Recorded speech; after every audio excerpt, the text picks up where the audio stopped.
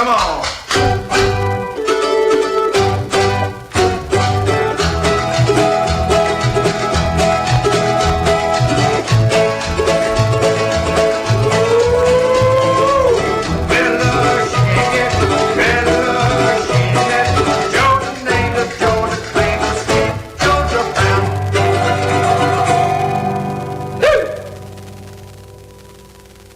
You are listening to WOOP-LP, Cleveland, Tennessee. WOOP FM is a broadcasting service of the Traditional Music Resource Center, and we play America's original music.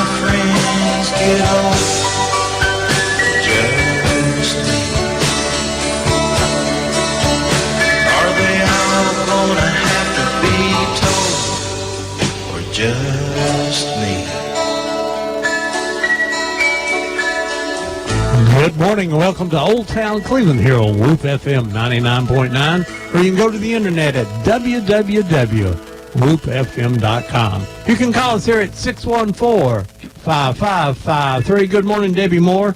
Tell me what's going on today. Good morning, Ron. Today is April the 8th. We have a beautiful, cool morning out. I think it's going to be warm this afternoon. We've had every season this week. In one day. Welcome to Tennessee. You don't like what the weather is today? Hang around till tomorrow. If you couldn't stand it and already planted some plants, you probably need to cover them again one more night.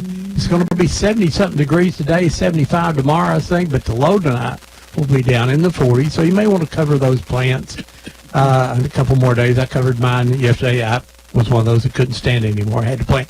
I planted some pepper plants, so I had to cover those up, so maybe save those. Deb, there's something happening at Taylor's Elementary. You got the rooting club, maybe?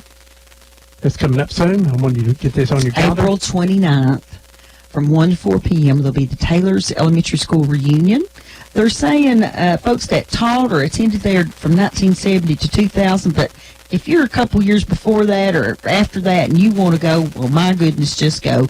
The event is free and being organized by our own Doc Hollywood. That's April the 29th, 1 to 4 p.m. Also, there's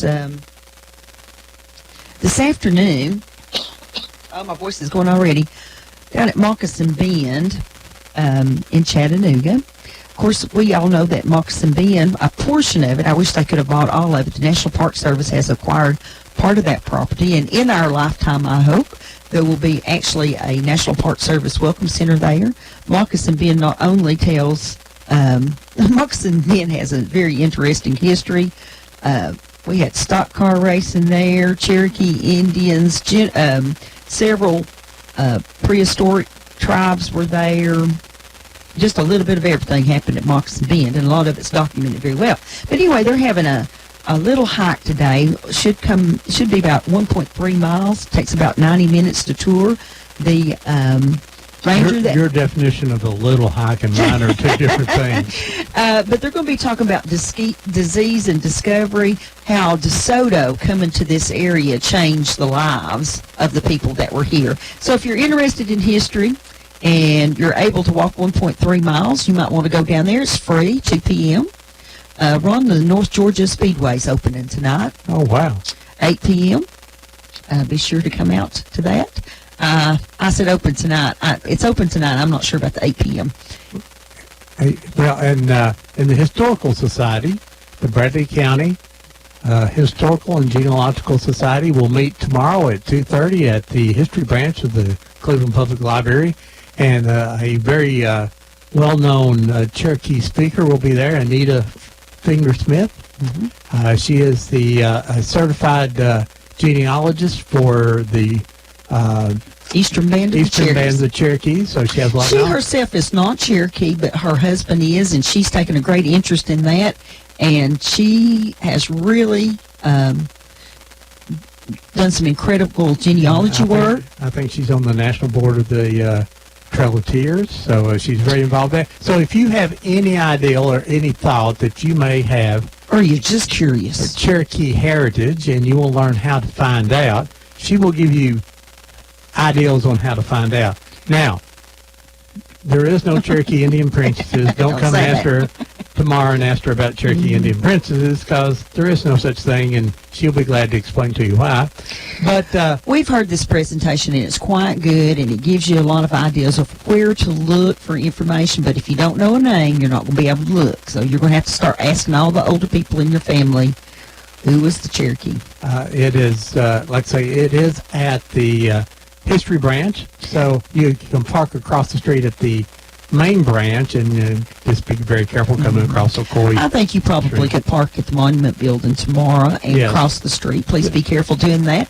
But and if you're very fit and able, I invite you to park over there to make room for folks who can't walk so far coming in.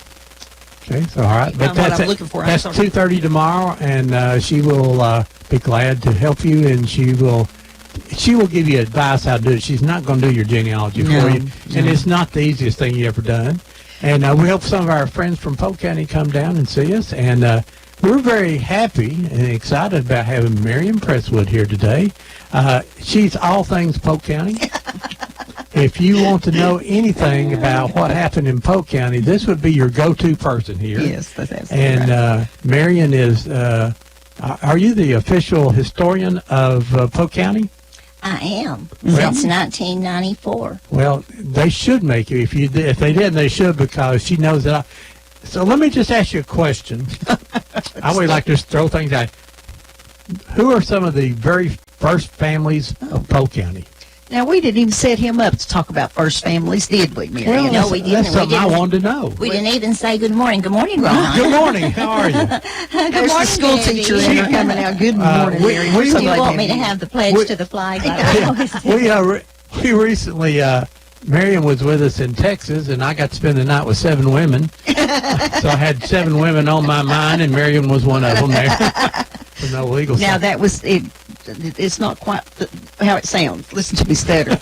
He went to bed with the chickens. I didn't ever see him. Yeah, that's right. You better believe it. A couple of comments, if I may, Sure. about the Lions View. Well, you said Moccasin Bend.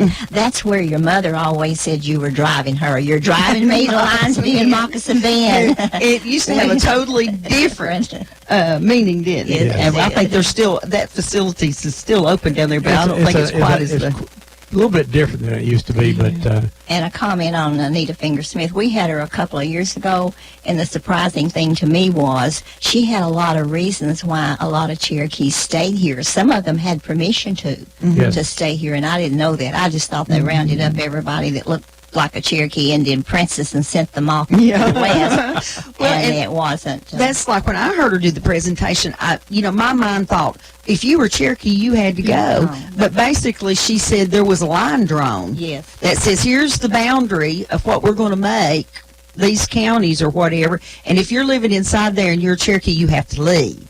Well, now, if their grandpa lived across that line and they could go live on his farm, they could go live on his farm.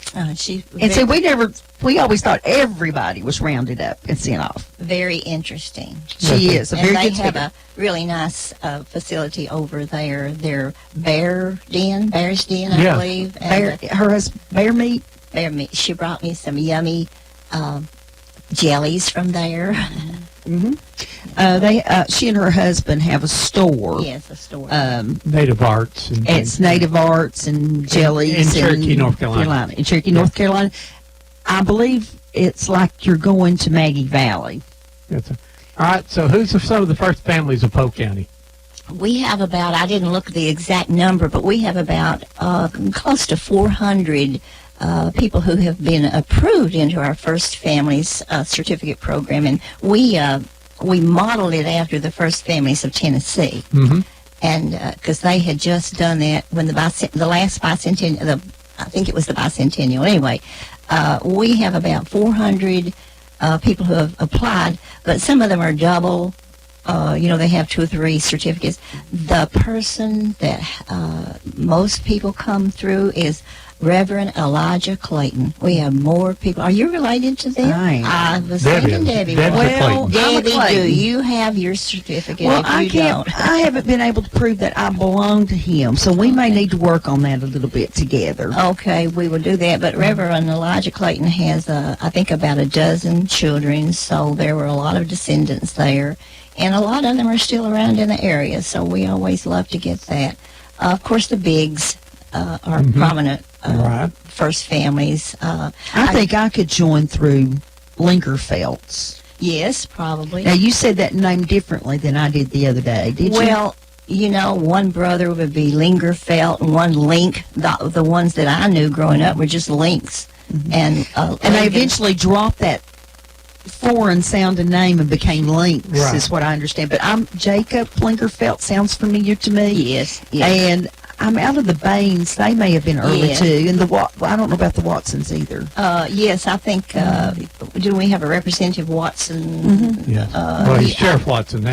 I believe it might have been a different one, though. But yeah, his family's from Polk Polk. County. Yeah, from Polk County. And I believe- think I'm distantly related to him. I grabbed the 40 census. That's basically what we go by. Polk The County was 1840. formed in November the 28th of 1839. So it was a cold winter, and they didn't do anything until springtime. So And I figure it- anybody that was on the 1840 census, and if you want to know if you're on there, all you have to do is just call me. Send me an email, and I'll check for you. The Arthurs, Louis Arthur was back there in the Old Dutch settlement, they call it. Now, when did the Dutch settlement start real quick? It wasn't when the county formed. It was I think, and I didn't look that up, Ron, I'm sorry, but I think around 50 maybe. The Bockles, they call them. The Becklers are in the 50. The Gurens, can't think of all of them, but and they are in our 50 census for the first time. They're not in the We've 40. done- we've That's done a show earlier on- than I thought. We've done a show in the past about the But it's- Dutch settlement. It's a slept for totally different story. years But since Yes, that's me too.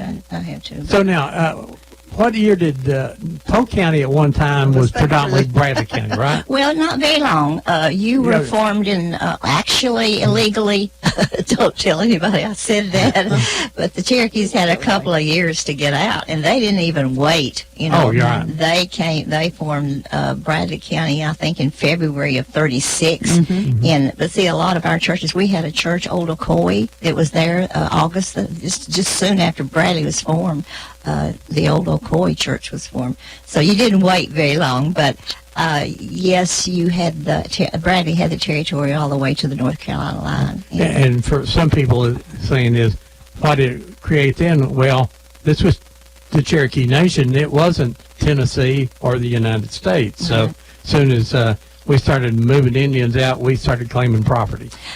It's my understanding that you really weren't supposed to be here. You had to have permission to be here in what was called, it was the territory. And unless you were providing a service, well, there were churches with no Cherokees there. There were all kinds of things and no Cherokees involved, so nobody paid a lot. Practically, someone told me, said, they were just waiting till they left so they could grab the land. I guess that's pretty true.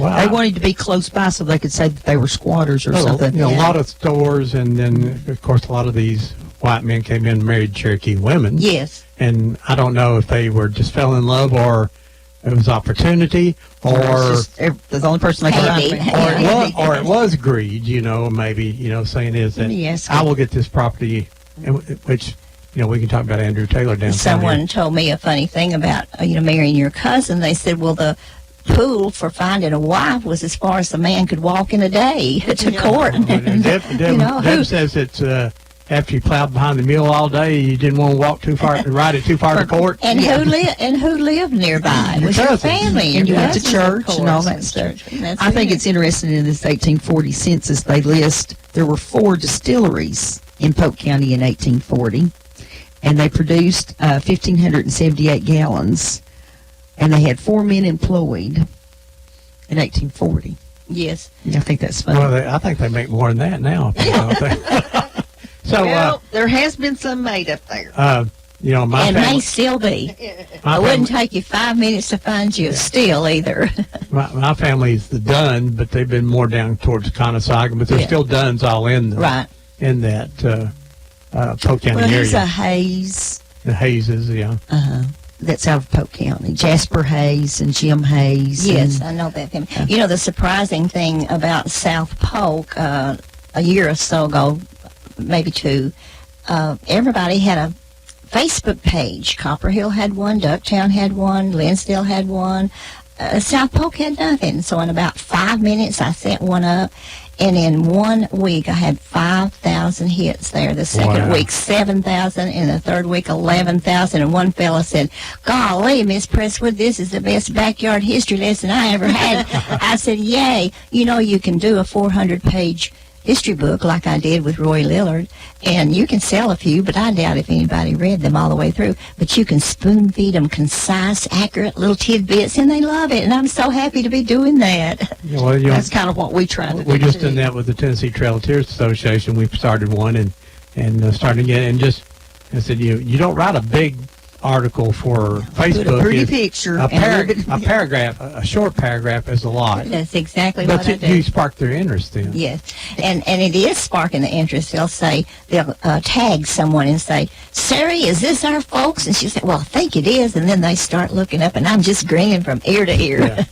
That's great. And it tickles us. Yesterday, a pizza. Margot Steele from the History Branch posted a picture of Ron's dad playing music that we had never ever seen before. Well, it had my uncle and my dad, and then it had my mom's first cousin in there too, the Hoods. And Margot's dad. So we the know Polk County Hoods. That's we were so excited because we lost him such a long time ago, and we have a handful, 5 pictures maybe, of him playing that instrument. And this apparently was a professional picture. It was real clear, and it was just. And my dad had his mouth wide open. Of course, that was my dad. He was playing his bass called Holdy Bell. Holdy Bell, the Holdy bass. Bell was the name of his bass, and that was. Quite often I'll post a really old. Polk County High School was formed in 1912 and had one graduate in 1913 and 2 in 1914, and it grew. And so I'll post a really good, as Debbie says, looks almost like a professional, very sharp picture. Mm-hmm. And I'll think, well, I'll just do this for the history of it. Nobody will know who this is and stuff like that. That's my great-great-grandmother. I've never seen that picture before. Ron Cabot did that yesterday with his sister, I believe. I posted a school picture, and he said, "I've never seen that before." So, and they'll call and say, big tears in their eyes, and say, "I never knew there was a picture on the face of the earth of my grandmother." We do that we tell people every week to post pictures, get them out. Yes. And you'd be surprised what a picture that you have no idea who it is, and you say, "Anyone knows who it is?" And on Facebook, I had a picture of 4 greasers sitting by a car with a flat tire. 1950s with their Come out of my pants. grandmother's pictures. None of my family was in there. Posted it. People started naming Oh, them. named them. We were so wow. excited. Yeah. They said, "Well, I've never seen that." So We had set up at the Civil War show in Dalton when I was writing the Civil War book, Confederate Voices. And there's some fairly big, burly-looking guy came by, and he picked up the book, and he flipped through it and stuff. And I turned around and looked at him. He had big tears rolling off his cheeks, and I thought, he said that was his great whatever grandpa in one of the reunion pictures in there. And it was a picture I'd gotten from the state archives, and it had everybody's name on there. And it's the first picture he'd ever seen of him. And it was really a moment. Needless to say, he bought like 3 books. Well, It's always exciting when someone will call me and say, "Miss Presswood, I bought this old house here in Cleveland, and there's a box of pictures on the shelf in the closet, and I'm going to throw them away." I said, "You do, and I'll shoot you on sight. You Yeah. bring them to me, or where are you, and I'll come and get them." And then I find maybe one name, and then I dig, and I find them in Texas, or I find them in Oklahoma, and I post those pictures on Find a Grave, and I look up at the clock, and it's 3 o'clock in the morning, and I say, "What am I doing? This is not even my family." But you do it You love anyway. it. Well, we did that too. A fella here, that he's had a little surgery here lately. He hadn't been with us lately, but P-Dab runs an antique, store. Oh, love And he bought out a storage unit in Blue Ridge, Georgia, and he brought in a whole box full of pictures. And I thought, well, there was one letter in there that I could get a name off of and an address of Cartersville, Georgia. I tracked them down on Ancestry, found the man was a doctor during World War I. There were pictures of him in there with his uniform on, but I didn't know who he was. There was an entire, paper box full of pictures and stuff that had gotten away from that family. When the old folks died off, they split it all up. Somebody put it in a storage unit, went to the nursing home, and the rent didn't get paid, and they lost the whole thing. No. Oh, no. And it came back. I'm going to cry. Yeah, P-Dab and I drove those pictures to Cartersville, Georgia, and met the granddaughter and the great-granddaughter who had her son with her.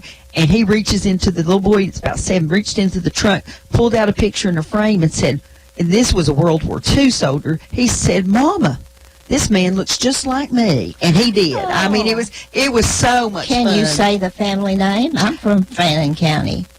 My mom and dad Well, both were from They Fannin. were all the actually pictures. from Cartersville. Well, one lady flew in from California, happened to be coming in. She was coming in. She's the one that I contacted on Ancestry. And so when we got there, they tried to pay us for our gas and buy our dinner. And we were looking at P-Dab and I were going, we just wanted to bring you just your do pictures. this. We Yeah, wanted you to, and they were so excited. And the one lady that was there, that was in her upper 60s at the time, there were pictures of her in dance recitals and stuff. Wow. That had just gotten lost. And it was so much fun, but I try to do that all the time, too. I do too, and quite often they'll call me. One fella, almost the same thing. I think they took the mother to the nursing home. The light bill was not paid, things like that. And so the owner of the building told someone to go clean it out, and he called me and said, "Miss Presswood, I've got this huge," and he did. It was a huge tub full, and it had those big oval pictures, and they were just thrown in there with just everything in the world, just like you'd shoveled it up and dumped it in there. And I said, please bring it. It was really, really cold, and I left it on my back porch for a while, hoping if it had bugs in it, it'd at least spray some, But I found a tin type in there, a Daguerre type, a tin type. Tracked that down to over in Meigs County and found the cemetery, and I posted that picture on there were about 5 children and the parents in there. I posted it on every one of them, so surely, and I love to get those pictures out. Well, if you have old pictures, if someone in your family has passed and you find old pictures, just don't throw them away. Miriam Presswood or Margot still down at our history branch would love to see them, and at the history branch here in Bradley County, we have a huge picture collection. Someday we'd like to see all that get digitized, yes. but it would take a long time. Margot has started a Facebook page. I typed in Cleveland History Branch a while ago, and it came up. I think it must be Bradley, Oh, good. Cleveland History Branch. Good. She posts pictures like when our post office was being built, pictures I've never seen before. And some World War Yesterday, soldiers out in front of the post office, and I don't know if I didn't read them. See, it had names there on were the World War I pictures were over next to the Roth House. Mm-hmm. And downtown, I could see our downtown buildings that are still there in the background of the picture and the old gazebo. But go on there. She's posted a bunch of good stuff. And Mary, Ron- what's the name of your Facebook page? I have 4, and they're all history. Even my personal family, just Marion Presswood, is family history. And I'm hoping that, family members that haven't been interested, they seem to, the way they're commenting, "Oh, wasn't our grandmother pretty?" Or, "Oh, I'm so sorry she lost that little baby," or, making comments that they didn't know. And then the South Polk one, I didn't bring that, but if anybody wants to know, just send me an email. I don't mind to tell you my email. It's just my last name, Presswood at Comcast.net. No fancy numbers and letters, just Presswood at Comcast.net. Tell Ron your grandpa's story. Well, let me tell Ron one thing, just a second, about the pictures. Even if it's ones you want to keep that's family, please write on them. Grandpa was not enough. People send me an email and they say, "My grandpa was from Polk County and he married my grandma, I think, in Polk County, and I think Grandpa and Grandma are both buried in that cemetery up the road there." Well, wait, I don't know who your grandpa. Give me a name, please. So write it, please write it down low, very down low. Folks, you're listening to Old Town Cleveland here on Whoop FM 99.9, or you can go to the internet at www.whoopfm.com. You can actually see us in here. We're live on the internet. And you also can join up on the Whoop page and send chats to ask questions to Deb directly that way, or call us here. People listen this one. Yeah, the phone lines are now open if anyone would like to call us here and talk to Marion Presswood. She's here from I can't Polk get him County. to behave, Marion. Polk County historian is here, and if you want to know anything about Polk County, anything, and probably a lot about Bradley County and North Georgia and Blue Ridge and Fannin and some of McMinn, you probably know a little bit about all that, don't you? I live it. No. It cost me a lot of money to get him to say that. The promise to take him out to eat. My and all that favorite stuff. Marion's story is her grandpa's story. Tell me that. Yes. Well, I taught Benton Elementary School for many years, and usually it was reading and math. And people say, well, how did you get into history? Well, my dad was up in his 90s, and big tears. You've all heard this comment. Why didn't I listen when my mother and sisters were talking about history? His daddy had died when Daddy was just 2 years old, so he didn't know his father, didn't know anything about the history because he didn't listen. And so being a teacher, you get off for the summer, and I would just take him wherever he thought we might find something about his family, because we knew his grandfather Griffith was killed during the war. Not that he was in the war, but that a civil war in Fannin County. But there was a lot of things going on there with the Union and the division. North Georgia was divided, Union and Confederate. So he was killed by ambush.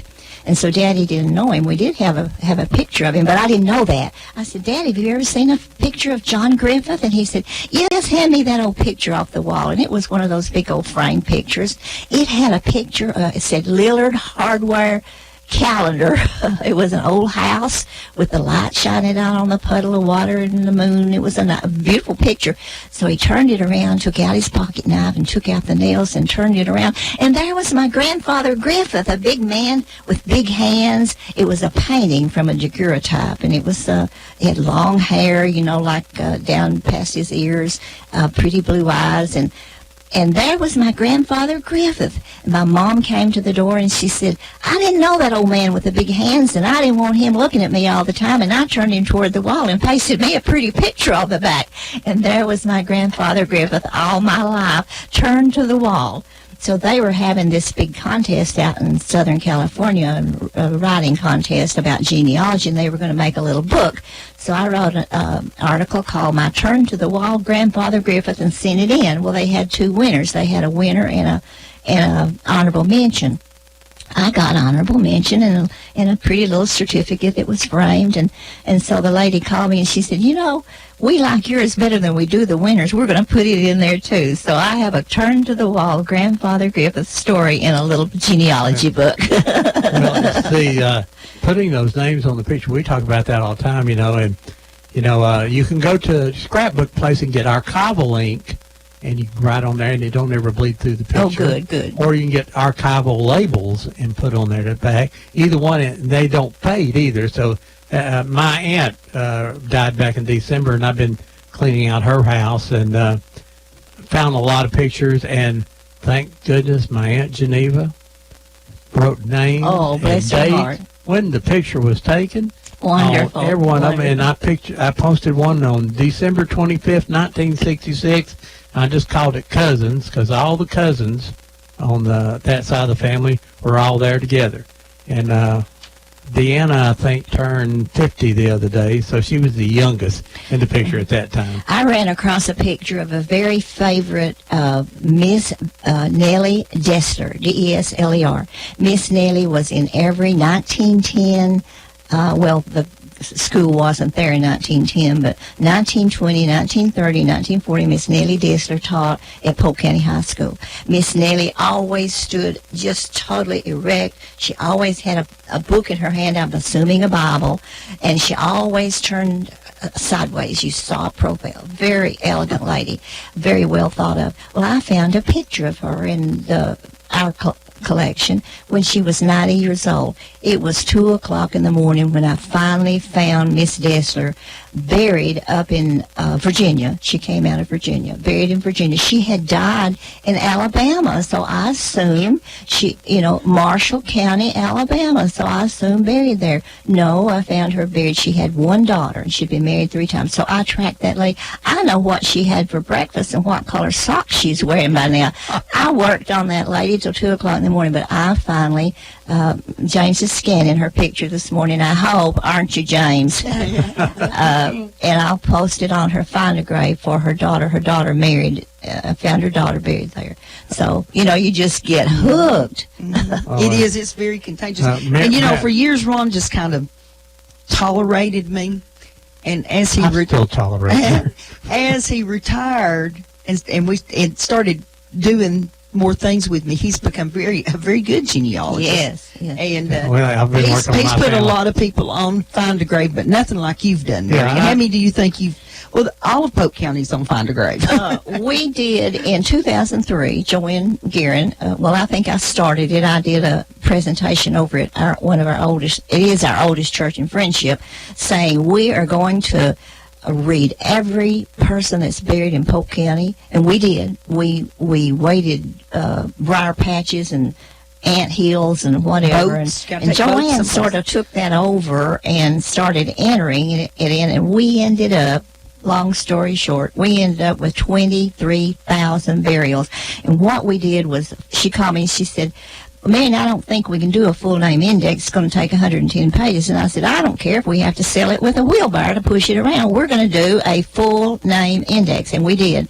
And you can flip in the back of our book and you can see every single person. Not only that, if someone, do you remember that the WPA did a list in 1940? That was one of the things they had people to do. We used that list because by now a lot of those old names were gone. The inscriptions were not legible.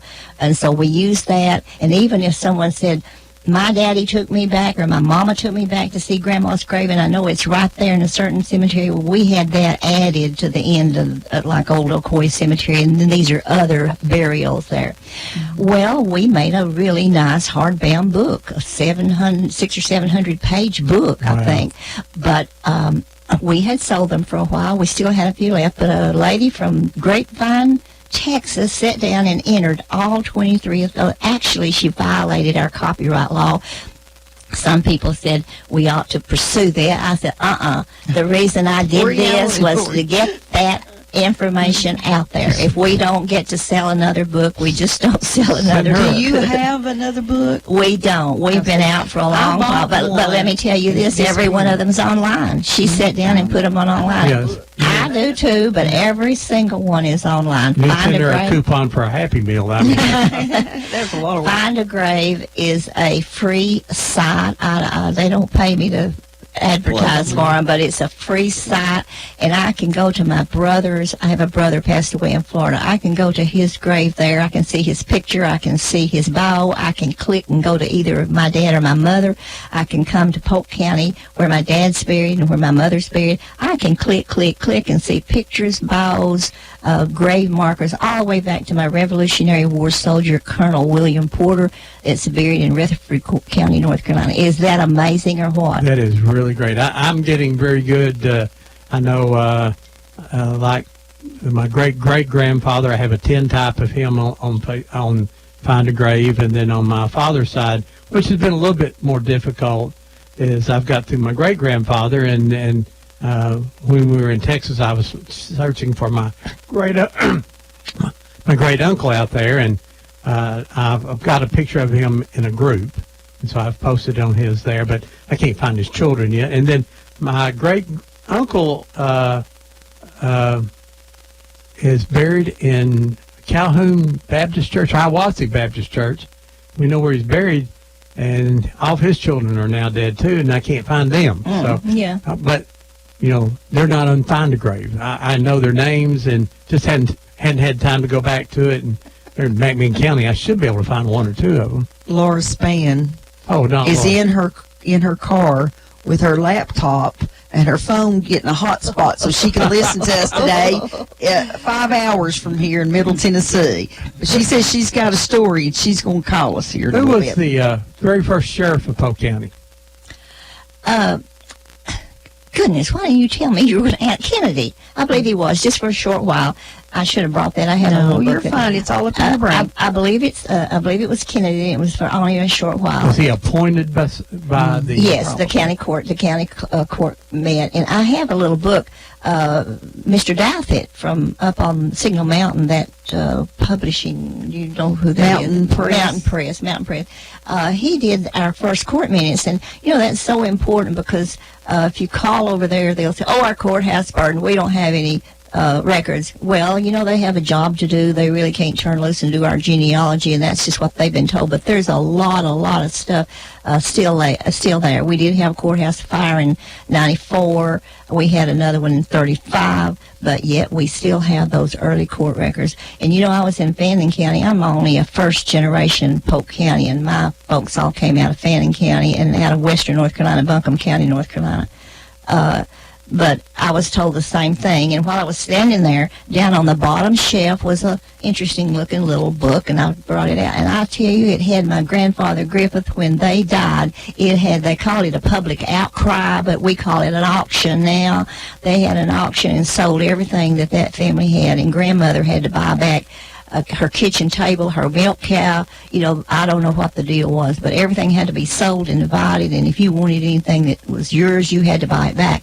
But you know what it did? It told me all the people that lived around there close enough to come to the auction and buy things and how much they paid for it. But every single thing that they sold. So that gave me a date as to when they died in 54 and 55 was my grandmother's Rogers folks that died. So isn't that amazing? Yeah. Don't let them get away with telling you there's no records left. Where was the first Benton wasn't the first county seat, was it? No, but it was pretty soon. They only had one meeting over at Columbus. The old town of Columbus was already established, and you can still see part of it if you go over to Patty Church on Dentonville Road and turn right down the old Columbus Road, and it's maybe a mile down there, but it's the only place on the right that still has a boat ramp. You can go right into the Conasauga River, the Conasauga Creek that it's on. Perfect place. I mean, that Hildebrand did a wonderful job. Of course, the Cherokees had asked for a grist mill. That was part of the treaty deal, and so they built it. But it's not. I don't think it's the original pilings or whatever. The foundations. It was washed away in a flood in 1872. So I think this is probably the rebuild. But it's really exciting to be standing there on that ground and knowing that there were Cherokee villages all up and down, and maybe couple of hundred people lived there at that time. So by one vote, they voted to move the county seat over to McCamey's farm. McCamey's stock stand, not McCamey's farm. It's a stock stand. You can drive a herd of hogs about 4 miles, and then they got to stop and get water and eat, and that was called 4 Mile Stand. 4 miles? 4 Mile Creek. I'm the same way. Every 4 miles he has to stop and eat. Hey, we got a call here. Good morning, you're live on Old Town Cleveland. Hello, Ron. Hey. This is Frank Lowry over in Ocoee. Hey, Frank Lowry. How are you? I'm great. How are y'all doing? Well, we needed you in here today talking about Polk County. Oh, you've got the expert in there. Miss Presswood has spent so much time and so much probably of her own money and stuff working on Polk County history. I just wanted to call in and tell her that I appreciate all of her work she's done, and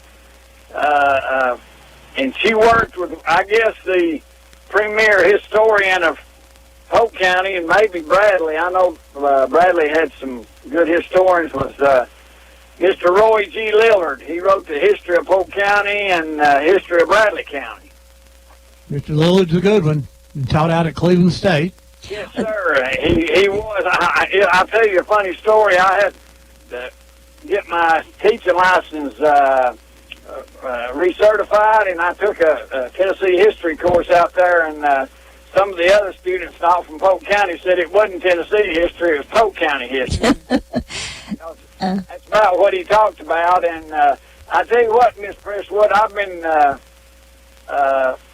interested in the history of the Conasauga River Lumber Company, and I can't find much material on it, and I know, you know that was at one time one of the biggest industries in this area, not just in Polk County, but in the whole area, and had their own hotel, had their own system of money, and Doogaloos. Doogaloo, yeah. Yeah. Doogaloo. and the Dooley family was owners of it, and I know they had railroads back in the mountains back there. Yeah, it was a narrow gauge rail that went way back up in the mountains. Yes, there used to be a man that lived at the end of my street here that worked on the railroad down there. I can't think of his first name. His last name was Henry, and some of his relatives are still living here in Ocoee, so I'm really interested in trying to find out a little bit more about that. And could you give me something I could look for on that? Morning, Mr. Lowry. How are you? How are you doing? I'm doing great. You know, we recently uncovered a picture of one of the doctors on one of those little hand, what do you call those little Hand cars. Little hand cars on there. Fun. Had on his suit and his hat and had his doctor's bag and one of those going back to deliver a baby back in there somewhere. One of the most authoritative things that I've read on that is Thurman Parrish's book. He has a lot of, I don't remember which one, but he's done one like on the Old Dutch Settlement, maybe that one, but and there's some in Roy's book. You know, that was funny about Roy's book. He just had it written on notes on toilet paper and brown paper bag and whatever, and I'd go down there and chapter 3 would be on the mantle and chapter 2 would be on the dining room table and chapter 3 would be in the bedroom, and I have letter after letter where people are saying, "How's your book going, Mr. Lillard?" He said, "Fine, fine." Well, it wasn't. When we got it, it was still stacks and stacks and stacks. It took me 6 months to edit and do that book, but we were tickled that we were finally able to do it. And Janine had it, and thank goodness she preserved it. She didn't just throw it all away. She loved her Uncle Roy, and she saw the value in that book and saved it, and we did get to publish it. But I think there's a lot of information. One of them is called Moe's Parish, and he thought he wrote a book called I've Lived a Millionaire's Life, I believe is the way it is, and that's really good. You can borrow that from our library sometime and read it. But Hey, Frank, Wayman Dooley, as far as I know, is still with us. W.I.? W.I. Dooley. He was young at the time, but he still has quite the knowledge of Conasauga. You need to call and go visit him. He goes to church on Saturday mornings, or he would have come in and done a show with us by now. Okay, yeah. If that's the same one and he lives here in Ocoee, there's a Wayman Dooley lives here in Ocoee. Well, you I'm just pretty think sure that's him. probably him. yeah, I've never met him either. Yes. Yeah, and his wife, you know his wife, Mary Alice, if that's the same one. No, you got Wayman Henry mixed up. Wayman and Mary Alice are Henrys. Okay, all right. That's it. I'm thinking Wayman lives in Ottawa, but I'm not sure. Yeah, I'm not either. It's probably been 5 years since I called him and talked to him. Some people here in town will remember a lady named Warnie Fennell.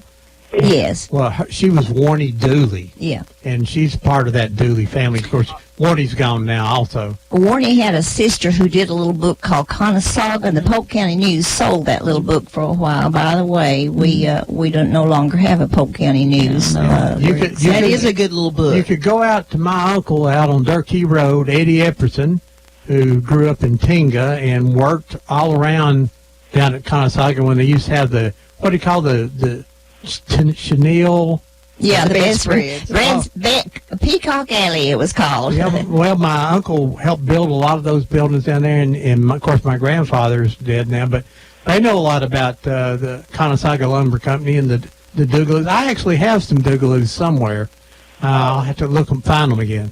Yes, that thing, and they had their own, had everything down there. So it's interesting to see that. And I've talked to this man that lived in my road, and he worked on the railroad and talked about riding the trains back in there on those mountains. And that's interesting to me. And We'll round you up some stuff and get it to you so you can learn more about it. W.I. has a great story. W.I.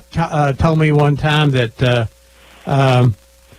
that the only time he ever seen my grandfather was mad was something that happened at Conasauga Lumber Company, and I said, well, I've never seen my grandfather mad, but he went and got him some lumber down at the consignor and headed back down to Tinga.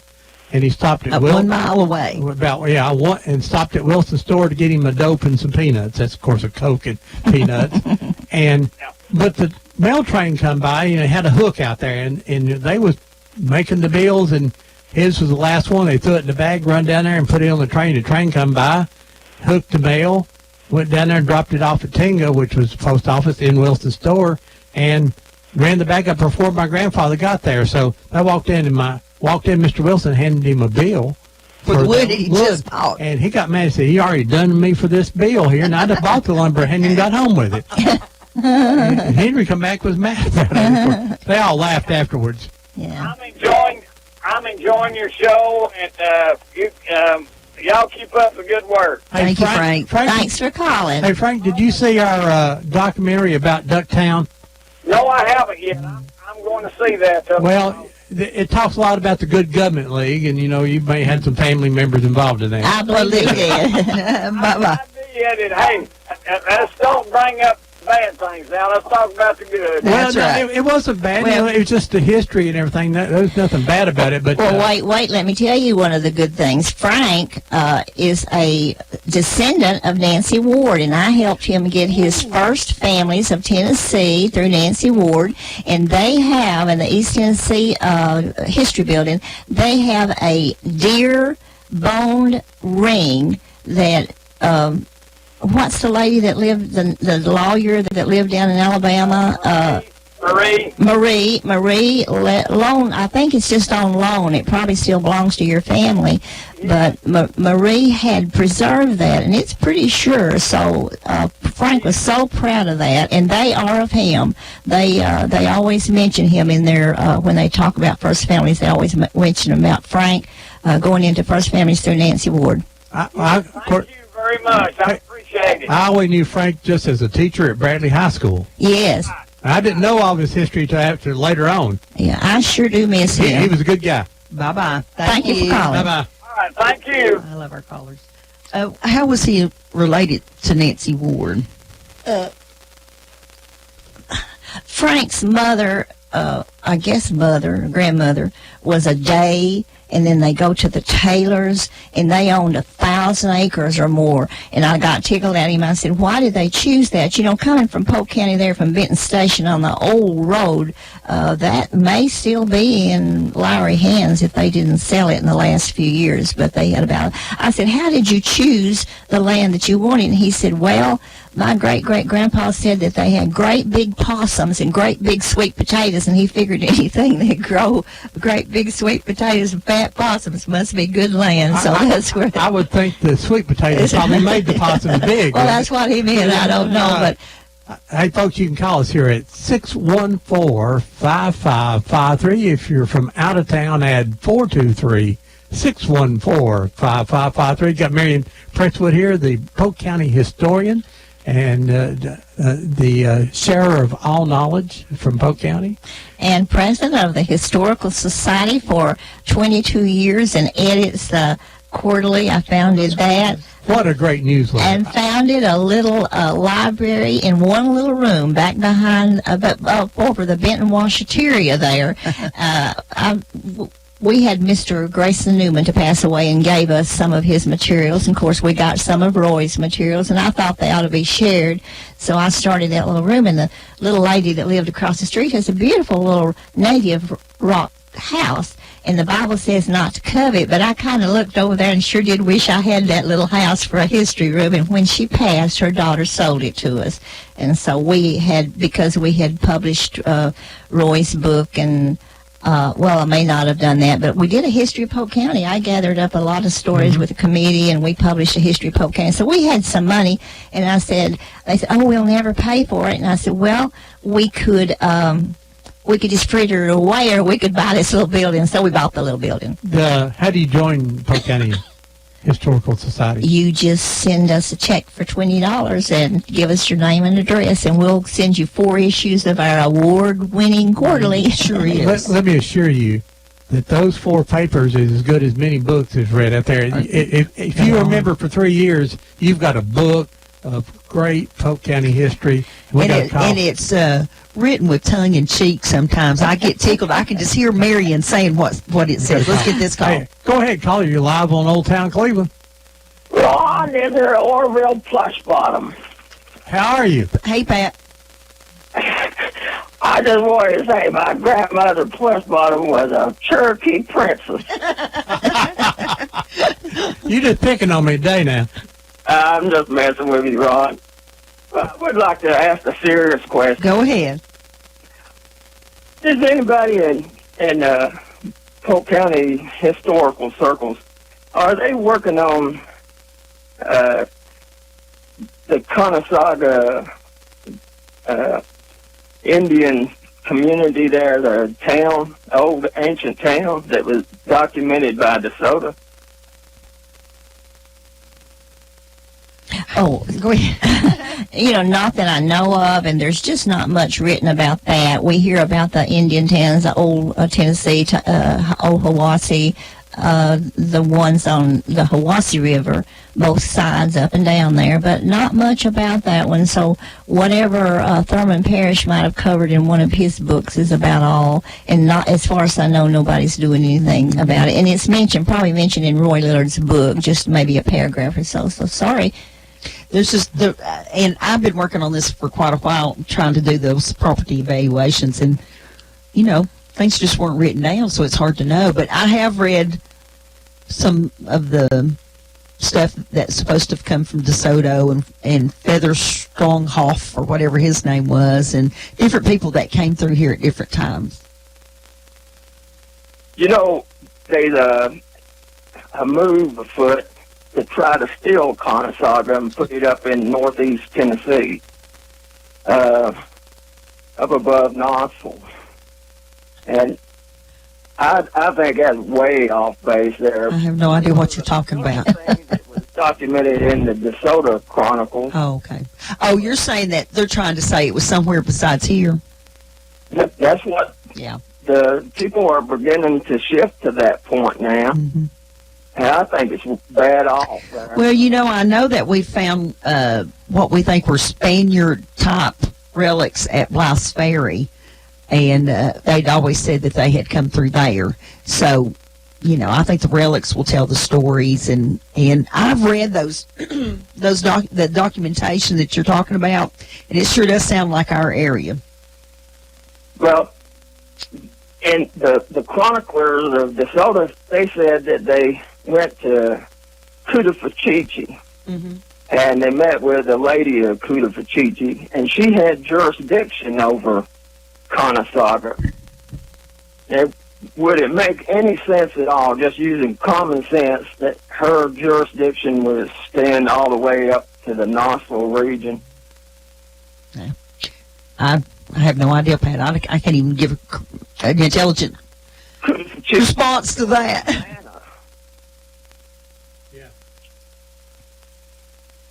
Hey, thank you, Pat. All right, bye-bye, dear.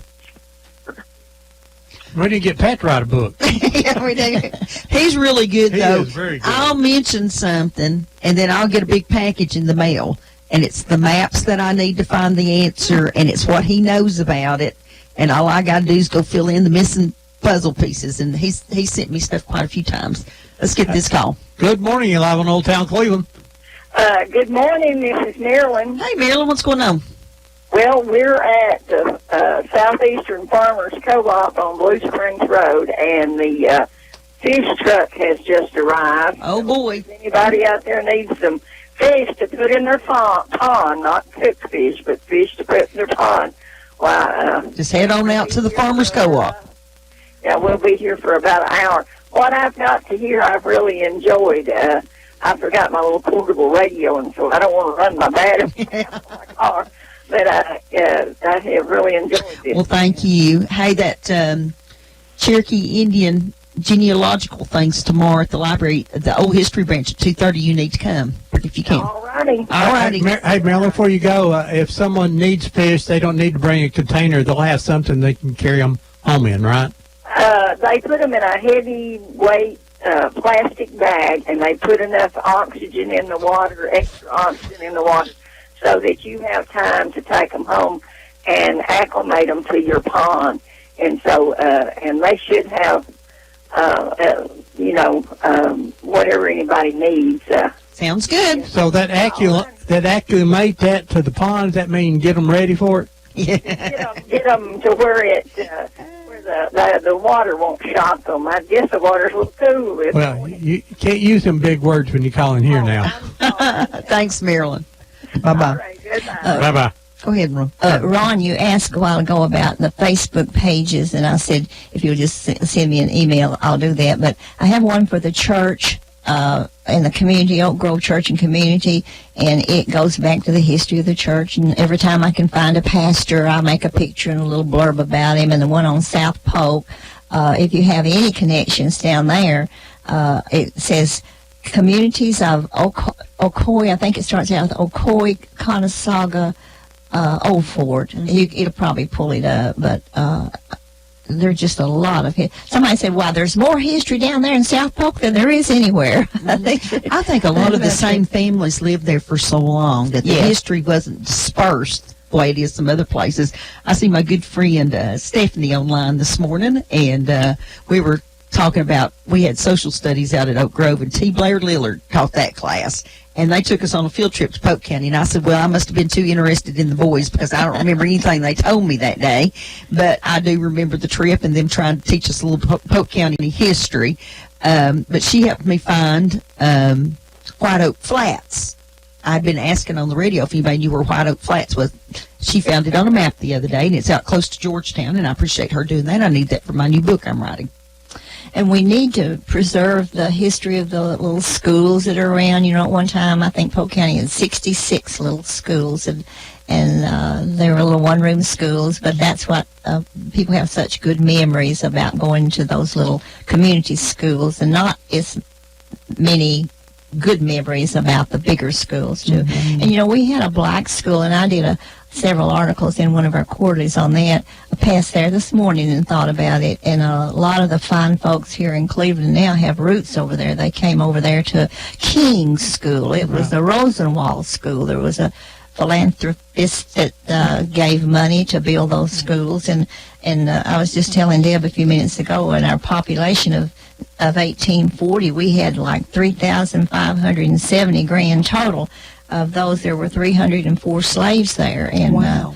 I was surprised at that. There were 17 free colored, and I think Mr. Westfield was a free colored man that was very instrumental in getting that school there too. Yeah. But I was determined when I gathered the stories, 700 family stories for our heritage of Polk County. A lot of people did that. Bradley County did one, McMinn, Meigs, and Monroe. Everybody did a heritage book at that time. But we gathered those stories, and I said, hey, we had a black population here, and someone told me of a lady that I think she was cooking over at the Justice Center in Athens at the time, Miss Evelyn Barber, and just the sweetest lady. And I just nagged her to death. She hated for me to, Miss Evelyn, do you have anything written or any pictures on your family? And she had 9 children. And she gave me enough information to write just a little blurb about all 9 of those children. And I did, and got those pictures in there. And, every one of them came and purchased a book, which they didn't have to do. But we just need to preserve all the history, Buck Davis is here in Cleveland. And I don't know if Buck's his real name. No, everybody's called him Buck.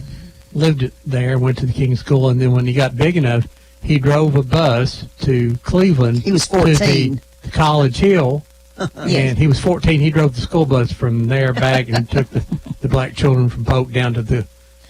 Yeah, and I always love to read those things about College Hill because a lot of those have roots in Polk County. Oh yeah, probably the best temporary exhibit that the Museum Center at 5 Points has ever done is the one that's up right now about College Hill. A lot of thought went into it, and they have like their little handmade aprons that the girls would make, and there's pictures of people that play music and diplomas, and they're telling me that there's some 90-year-olds still around that went to school there and taught there.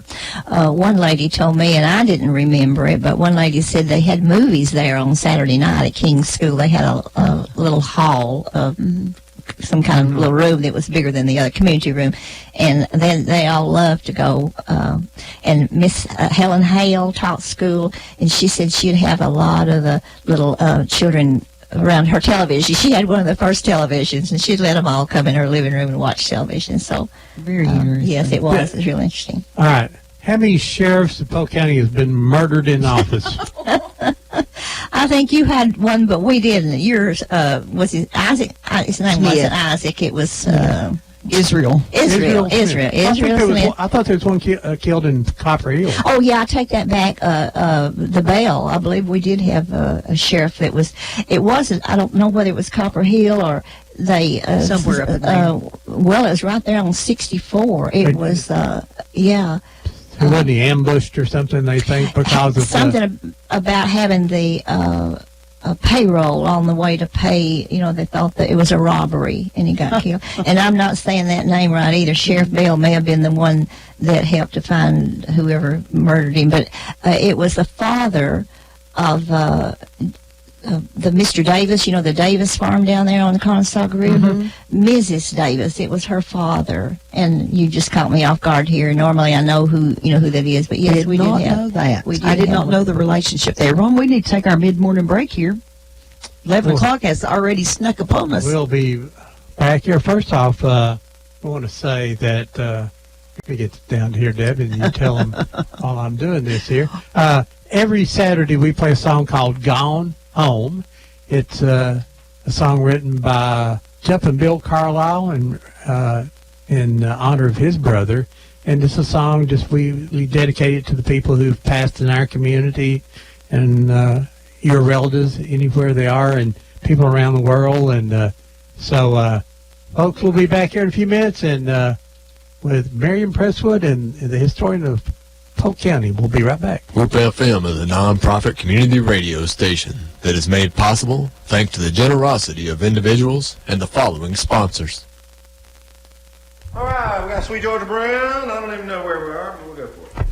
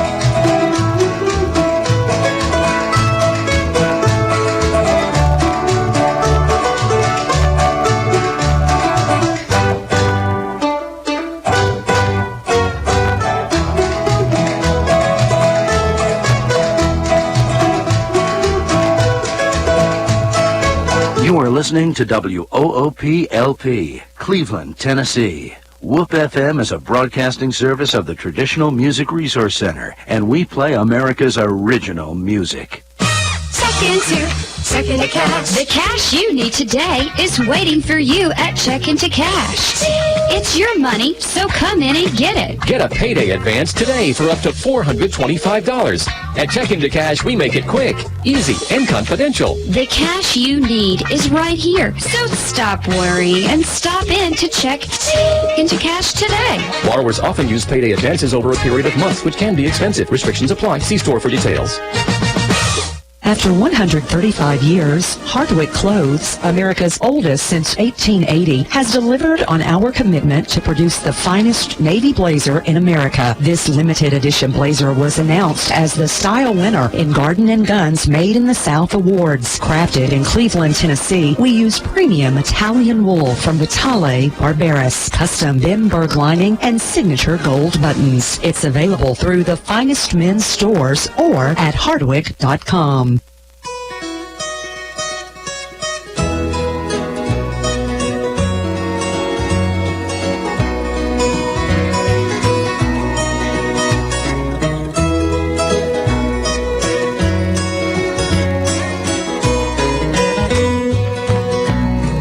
All of my friends that I loved yesterday have gone.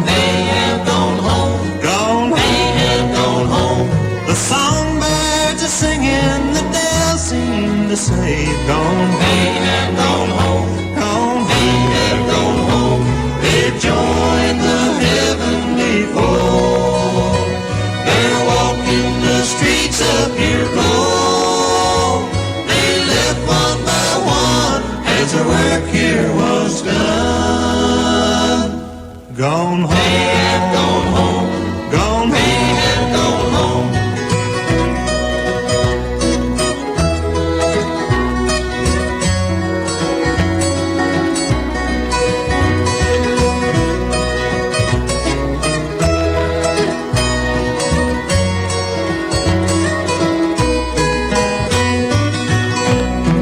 Life here is lonely since they've gone before. Gone and gone home, gone and gone home. The old weeping willow that stands by the door sadly sighs. And gone home, gone and gone home. They've joined the heavenly fold. They're walking the streets of pure gold. They left one by one as the work here was done. Gone home and gone home, gone home and gone home.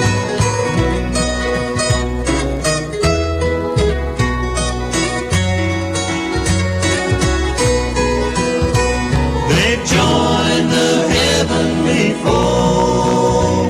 They're walking the streets of pure gold. They left one by one as their work here was done.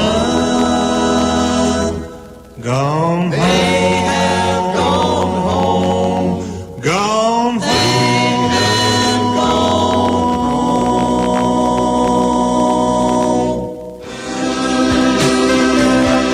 Where'd the old town go? They moved it on over here in the shopping mall.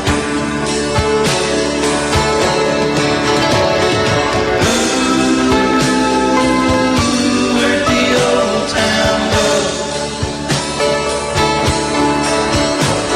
Did my hometown get old or just me? Did all my friends get old or just me? Are they all gonna have to be told or just me? Welcome back to Old Town Cleveland here on Whoop FM 99.9, or you can go to the internet at www.whoopfm.com. You can call us here at 614-5553. I'd like to thank our good friend John Cook. He's the person who wrote and sings the song there, Old Town Cleveland. That's been our theme song. He wrote that about him and his brother growing up here in Cleveland and getting a cherry Coke and spending time in downtown Cleveland all day for 10 or 15 cents. Those days are gone. You know, they don't even let you walk through downtown Cleveland for 10 or 25 cents now. So I'd like to thank him. And we have Miriam Presswood here today. She's the Polk County historian, and she's talking about all things Polk County. If you've got a question about particularly genealogy about Polk County, she can probably lead you in the right direction. If she doesn't know off the top of her head, she can tell you where to go look, where to start.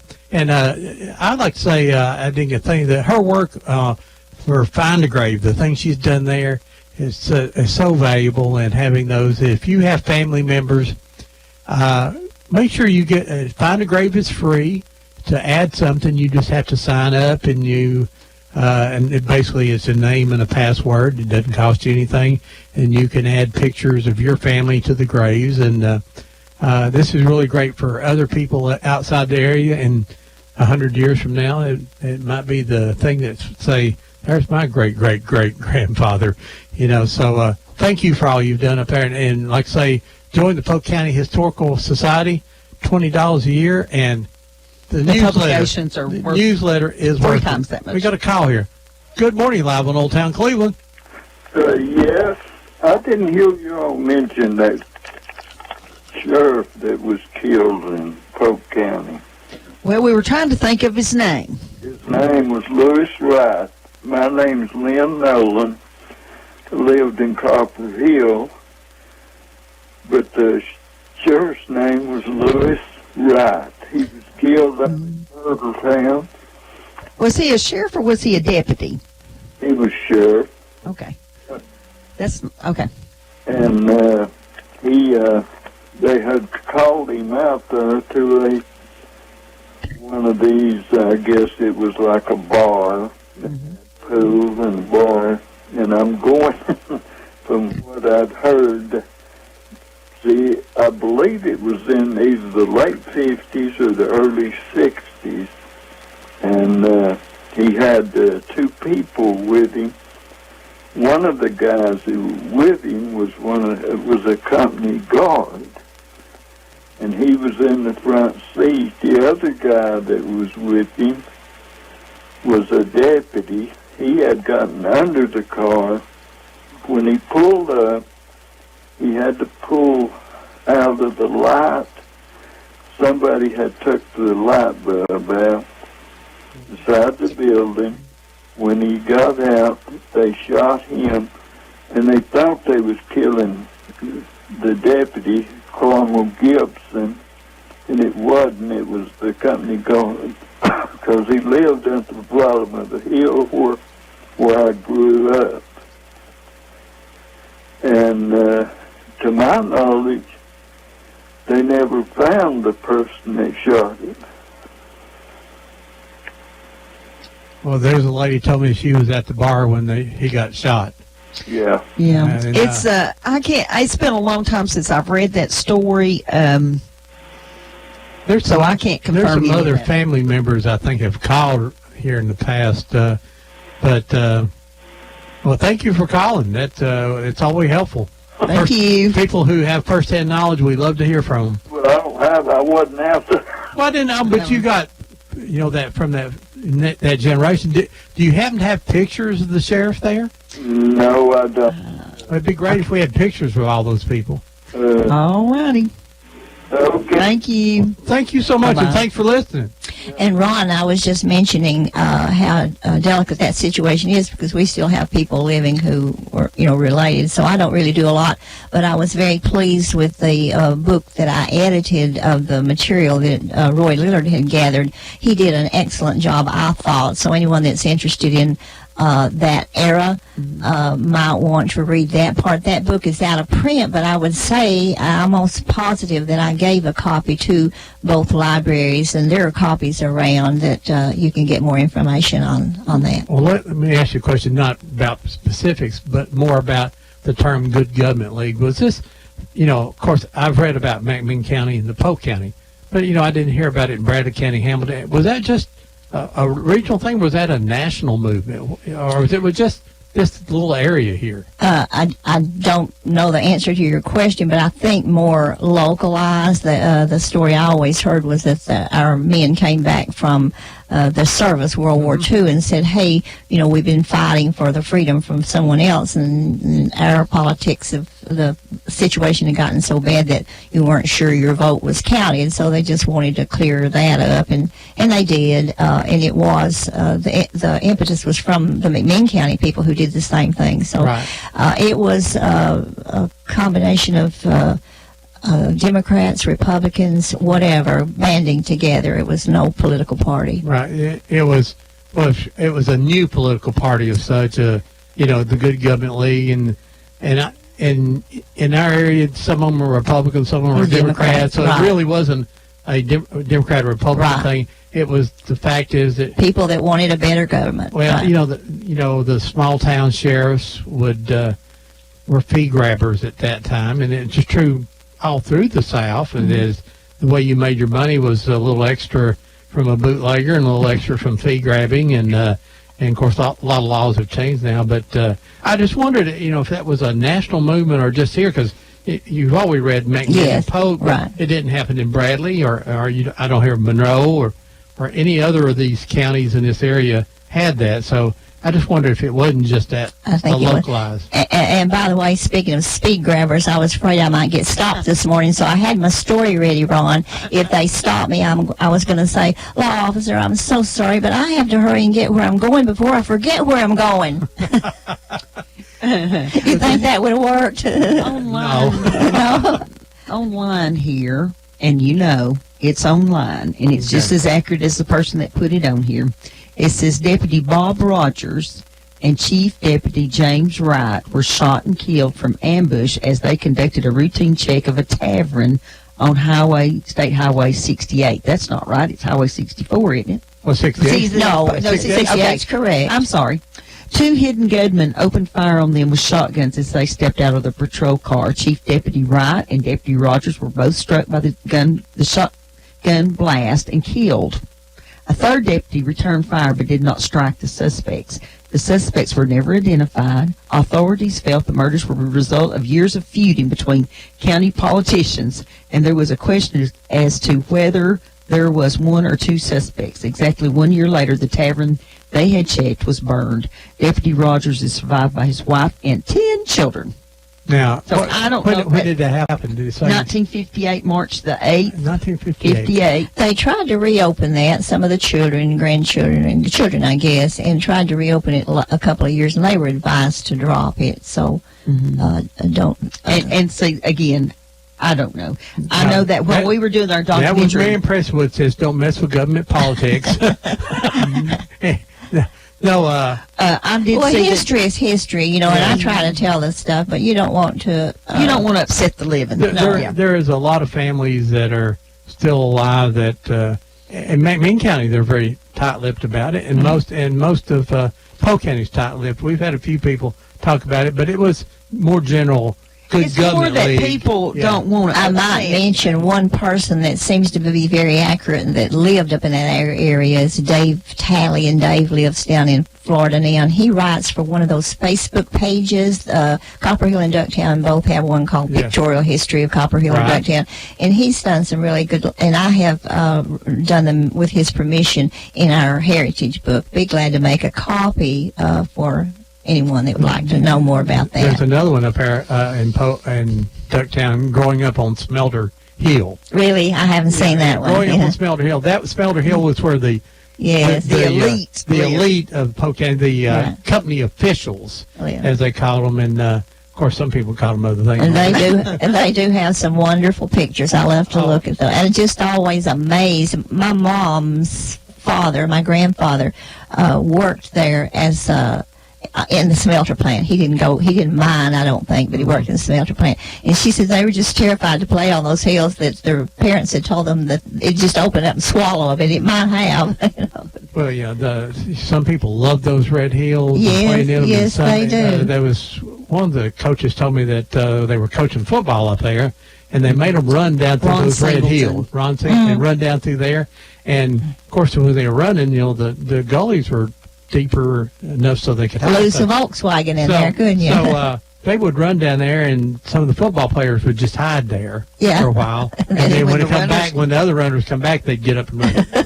Well, and somebody told he got word of that, and so he sort of got down there and looked. So he said when they stopped and were resting, he was right there where they were.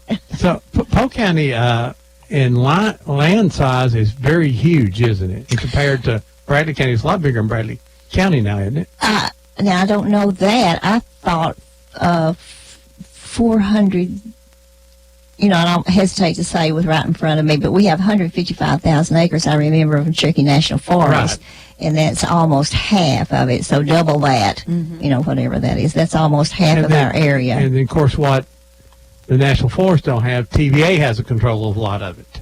With the dams. We do have a lot of in lieu of taxes kind of payment thing that might help. Might hurt. I don't know whether it helps or hurts our economy, but Mary, during the break, you were telling me about your dad teaching the shape note singing.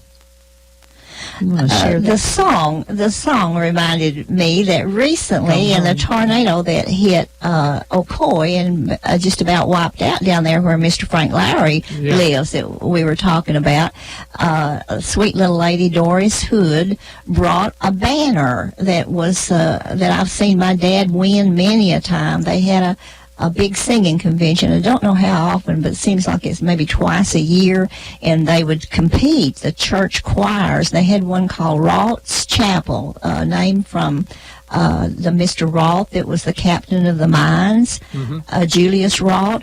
He was very generous in helping to support schools and churches, and apparently he had provided money to build that church, which is right there in Benton, just across from what's the Pleasant Grove community.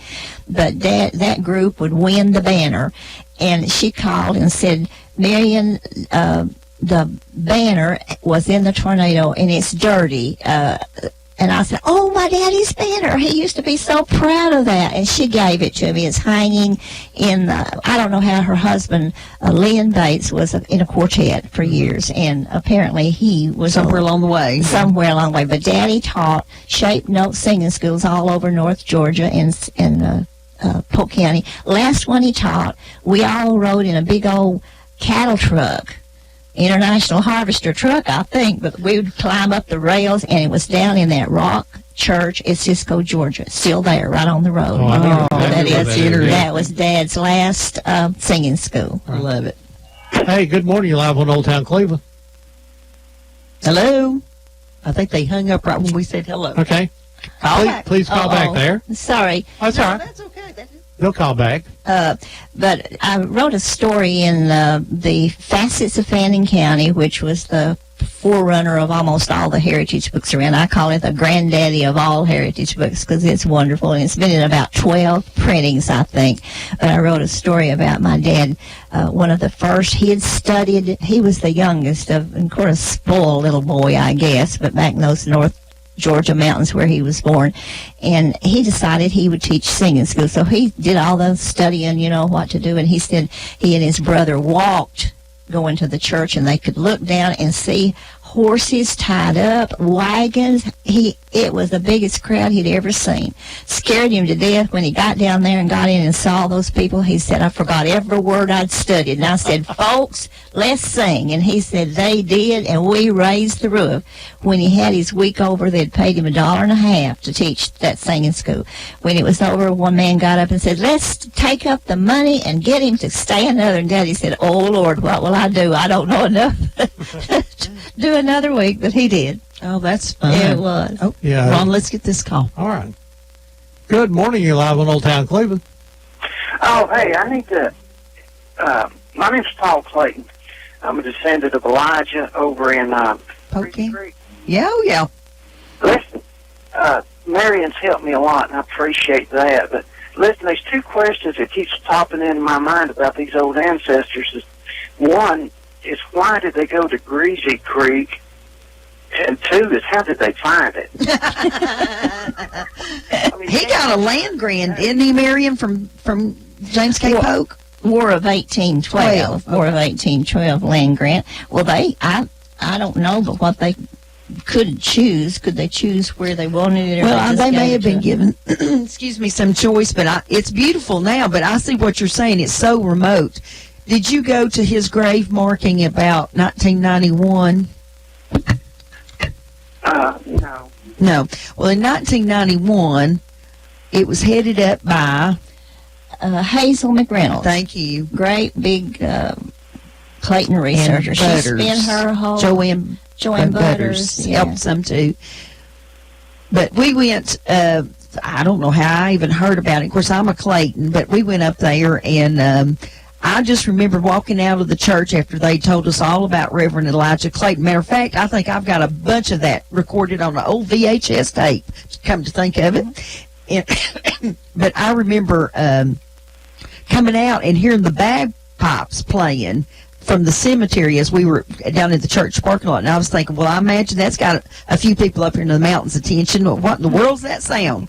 But they played the bagpipes, and we dedicated, I guess, a War of 1812 marker. Mm-hmm. Yes, and go all the way to the top of Greasy Creek Cemetery and walk back down the trail, and it's on the right. And he and Betsy have a marker, have that. I guess I don't know whether they don't. They wouldn't have a Southern Cross, but anyway, very very prominent, very well loved. He died in 1880. Had a big write-up in all the local papers. So I think his house actually part of it might still be standing. Yeah, I don't know. I'm not It sure. was. It was right in the corner. Well, that's what I was told. At that time, yeah. At that time, it was still standing. Well, we really appreciate people like Miss Hazel McReynolds. She was a Clayton, of course, and that preserved all that for us. We have a lot of people who are not official historians who have really preserved. Uncle Billy Harrison, back in the 40s and 50s, went from door to door, and they chewed tobacco and spit snuff on the front porch, and he has oral history that he wrote down in 19 little Blue Horse notebooks. Someone conned a family member out of those, and they're in Texas somewhere, but luckily, more historians, Miss Lucy and Sudie Clemmer, two little old maid school teachers, children of J.D. Clemmer, helped preserve those. They typed it all up, and we have a whole set of Lucy and Sudie Clemmer scrapbooks. Yes, we do. So I really, we're thankful for all the people who helped us preserve our history. Do you have pictures of Nobody has a picture of Elijah. Well, that we know of. I made a big mistake. Someone told me somebody in the family found a couple, and he's carrying a Bible, and said, Mama always figured that was Reverend Elijah Clayton, and I put it in our history book as Elijah Clayton. It is not. If you go back and do the history of his wives, none of his wives would have been living at that time when he passed. He had. So it's just not him. And you look at the clothing, people who know how to look at that, it's not him. So it could have been Elijah Jr. He did have an Elijah Jr. But sometimes we do things I'm we the regret. one that Marion found the letter where somebody was researching, and they had named his wife's last name. I was up in the McClung Library and was looking through the vertical file on Clayton's, researching the family, and it was from the Roanoke Hotel, I think. It's still got the top of the stationaries on top of there, and it mentions that they had found, I think it was in Greene County, their marriage record between Elijah Clayton and Betsy Roach. Yes, that was in Granger County. Yeah. 1817, I believe, in Granger. I said, I'm sure probably, but that was just one more confirmation that that's who she was. Do you have any more questions? Oh, no. I was just curious as how they got there. Hey, I do too. I'm just amazed. My mouth flies open. How in the world do they get across all those mountains and then end up in mountains like that? I don't know. Your guess is as good as mine. I would try to figure. My family come from Beaver Dam Ball, North Carolina, and I don't know how you got off that mountain.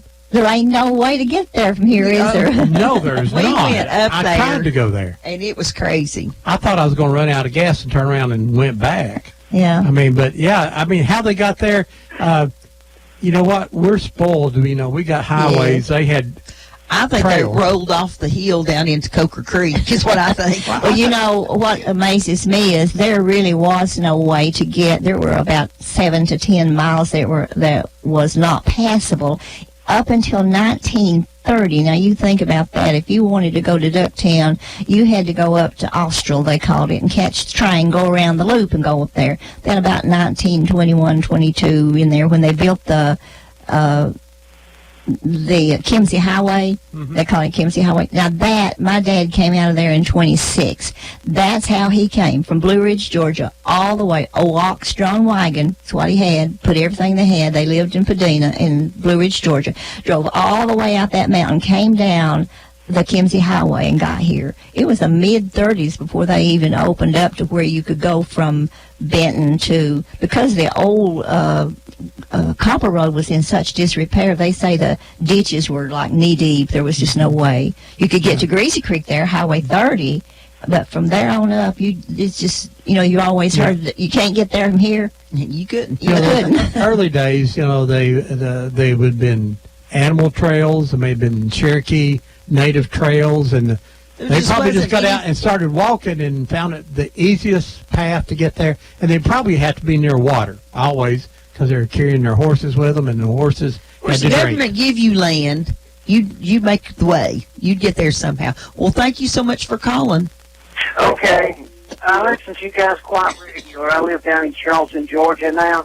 Okay. And I'm coming up for the Ramp Tramp Festival, and maybe I'll look you guys up. When Okay, now the Ramp Tramp Festival, is that the 22nd? Yeah. Okay. It's Hey, did you hear who the guest's going to be? No. Somebody from Duck Dynasty? Oh. Yeah. Somebody from Duck Dynasty is going to be there. I'm not into that program, but I did see it advertised a couple of times. And We so went up. We've done that before, and it's a lot of fun and Yeah, good music. I need me some ramps and eggs I and actually pinto eat. beans. I eat ramps and eggs. I like them. Sounds I'll good. tell you, the ramps are a little bit strong. Well, yeah.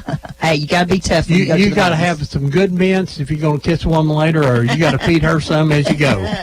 Thank you for calling. All right. Bye-bye. Thank you. The camp where they have the Ramp Tramp, what is that? The old CCC camp. And, you know, this was so weird. I got a letter from someone out in California on the coast and sent me a whole packet. You know those postcards that flip down? A whole packet of those CCC camp pictures, wonderful pictures. And that's how Thurman Parrish, everybody knows him. And speaking of historians, he's an excellent historian. He's bashful. Oh yeah, I call him a hermit. He doesn't like that. But anyway, he's done a lot of research on a lot of in his books. It's on that. The CCC camp. That's how he got over here. His dad was in the CCC camp there at Archville and came. Maybe at I don't know whether Archville or that one, which one. But anyway, he was from Mousetails Landing, way over in Pickett County. What is that county? Mousetail Landing. Mousetail Landing. And he came over and met his wife here, and that's the rest is history. Let's get this phone call. Hey, good morning. You're live on Old Town Cleveland. This is Joe, so I want to know how you all are doing, but I want to thank the lady for what she's talking about this morning, which y'all know. I don't know too much about this section. I don't know nothing about Polk County. Well, you're gonna know a lot more about it today. Yeah, I was hearing what she was saying, you know, and she sounded like she knew what she was talking about. We always know what we're talking Well, about. see, us historians can do that because a lot of people we're talking about dead, and They there's don't know. nobody can argue with us. Isn't that weird when you wake up one morning and realize there's nobody to call, that you are the old person and the fact is, and that you don't know everything? That's the problem. Well, we can make it up now. Yeah, I noticed it, but I want to ask you something. Does the manager of the radio down there, does he fix songs for Sunday morning? It's an automatic system, but if there's something wrong, he can change it. Well, is he there on Sunday? No, there's nobody. It's all automatic. When we walk out the door, I hit a button, and then Sunday, it's all day gospel. We hope if it plays. Do it every Sunday. When I get up on Sunday morning, I turn to my radio and listen to it until 8 o'clock. I cut it off until 8 o'clock, and then I want to hear North Cleveland, but they'll start, and then they'll cut him off, and then... Oh, okay. So I'll send him a note Monday and tell him it's turning off North Cleveland. Well, it's probably just a timing thing, you know. What I'm wanting you to do, Ron, they are a guy, he plays his song ever so often, and it's such a pretty song, and it's "Thank You, Jesus, for what you've done for me." Okay. And I want to know who that guy is. I'll try to find that. Just keep listening. I may find it before I leave here. Oh, it is. It's just a beautiful song, and the way the guy sings it, I wish he'd play it every Sunday. Okay. Thank you, Jesus, for what you've done. Thank you, Jesus, for what you've done for me. And you'll love it, too. You'll be like me. Yeah, I'm familiar with that song. Yeah, I will try to find it here. Now, what happens on Sunday? There's probably 4,000 gospel songs in the catalog, and it just rotates through there. So you'll hear it 1 week, and then it might be 2 months before you hear it again. So, but you know, I can ask him to try to play it, put it in a bigger rotation, and if when he has time, like say, you know, none of us here work here full time. So, you know, basically, most time we hit a switch and it just runs all day long. Right, and another thing, too, they've stopped playing the songs from the Florida Boys when they ring those golden bells, and I love that. And I like the Kingsmen's Say a Prayer for Me. They very seldom ever plays that. And I don't care for bluegrass gospel. I just don't care for that. Yeah, it's part of the rotation there. Like say. Yeah, I understand that. You have to have some good and some bad. I know it. And then on Saturday you like swinging. Yeah. Like I told you, Ron. Yeah. You just need to. If he didn't come on Saturday morning, well, I'd be running around here like a chicken with his head cut off. You know what? You know. I get up every Saturday morning, waiting for 10 to get here. You know, you got to listen to all them gospel songs on Sunday to repent for all that Jack Daniels you drunk on Saturday. Absolutely, you got it, big boy. Sure. Bye, Miss Jo. Have a good week. I'll see if Bye-bye. I can't find that song for you. All right. Thank you so kindly. All right. Bye-bye. Bye.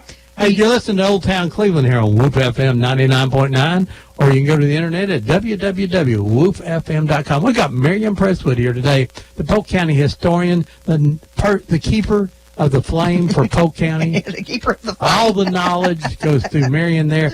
She really has, if she doesn't know the answer, she can tell you where to go for it, and sometimes she'll get interested. If you ask a question, she'll get so interested in it, she'll find the answer in a day or two. You know, Were you wanting to tell me about this, Rogers? Number 614-5553. 614-5553. Someone was waiting for me to say that. Okay, Good great. morning. You're live on Old Town Cleveland. Good morning, Ron. Hey, how are you? Laura. How you doing? I'm doing fine. Oh, Laura, this is Laura Spann. I'm calling from Middle Tennessee, and I've been listening to the show in my car with my laptop and a jetpack, so I wouldn't miss out. You're not been driving while you're doing that, were you? Well, no, yeah, kind of. And hello, Miss Marion. Hello, how are you today? I'm doing just fine. I wanted to share something with you that's it is somewhat connected to the local area, but it's also about the far-reaching elements of your radio show. Okay. I had uncovered a Facebook message. People will send you a Facebook message, but you can't see it if you're not friends with them. And I had gotten a Facebook message from a girl named Sarah Bates in Paradise, California, who had watched our February 18th show on the YouTube that was about the Indian reservations and the evaluations. And she had sent me a message and said that she was writing a documentary about the William Bates family. She was so excited about the information that we had shared and the ideas of having other resources. And the Bates family lived there in McMinn, Bradley, some moved to Chattanooga. But I just wanted you to know how important the show is. She had found that and had made those connections in a way that some of us probably don't think about. You think about that information being shared in the Cleveland area, or with people like me that know that you're there and are interested. It always amazes me that, we've gotten calls from Utah and Iraq and North Carolina, South Carolina, lots of different places. And we have quite someone called a few minutes ago that said that he lives in Calhoun, Georgia. So it's kind of funny how this little station can get out there. If they can't hear us during the week, they go to YouTube and they can type in Old Town Cleveland, and our programs will come up. And if they happen to know the topic, just kind of add it in there. This week it'll be Old Town Cleveland, Polk County history. Old Town Cleveland, Polk County history. We've had several people already watch the cemeteries of the Smokies that we did last week. It probably won't be on until about Wednesday. Sometimes the manager does it, and he has other jobs he has to do, so sometimes it's Tuesday or Wednesday. Yeah, Tuesday or Wednesday, most time Tuesday. But we appreciate him doing that. That is a great story, and I'm glad you helped her out. I'd like to see that documentary. Found that, I'm sure, by searching the topic. So anyway, I'm enjoying the program. Thank you. Be careful driving. Bye-bye. Hope she's listening more than watching. That'd be concerned there. I know she said she was putting out all the lilies, the Easter lilies at church, or she was ordering them yesterday, picking them up or something. I got so tickled at her. Once again, it's 614-5553, Marion Presswood, Polk County history, all things Polk County. You need to give us a call here. And Doc Hollywood's got a big Taylor reunion radio show coming up. That's later this year. So if you're from Taylor Elementary, be listening here for more next week's show, Ron. Oh, next week's show is WFLI Jet Fly, where the beat goes. Oh, no. Right. And we got a couple of the original DJs from the old WFLI going to be 3 DJs coming from the 60s and the 70s. Oh, my I can't remember their names, but we'll be putting their pictures on Facebook probably tomorrow. Yeah, WFLI is now closed. Yes. So we're real excited that they're coming to be with David us. Carroll will helping us put this together. David called and said, "Hey, would you like to do a show on Jet Fly?" And I go, yes. Does a dog have fleas? Hey, good morning. You're live on Old Town Cleveland.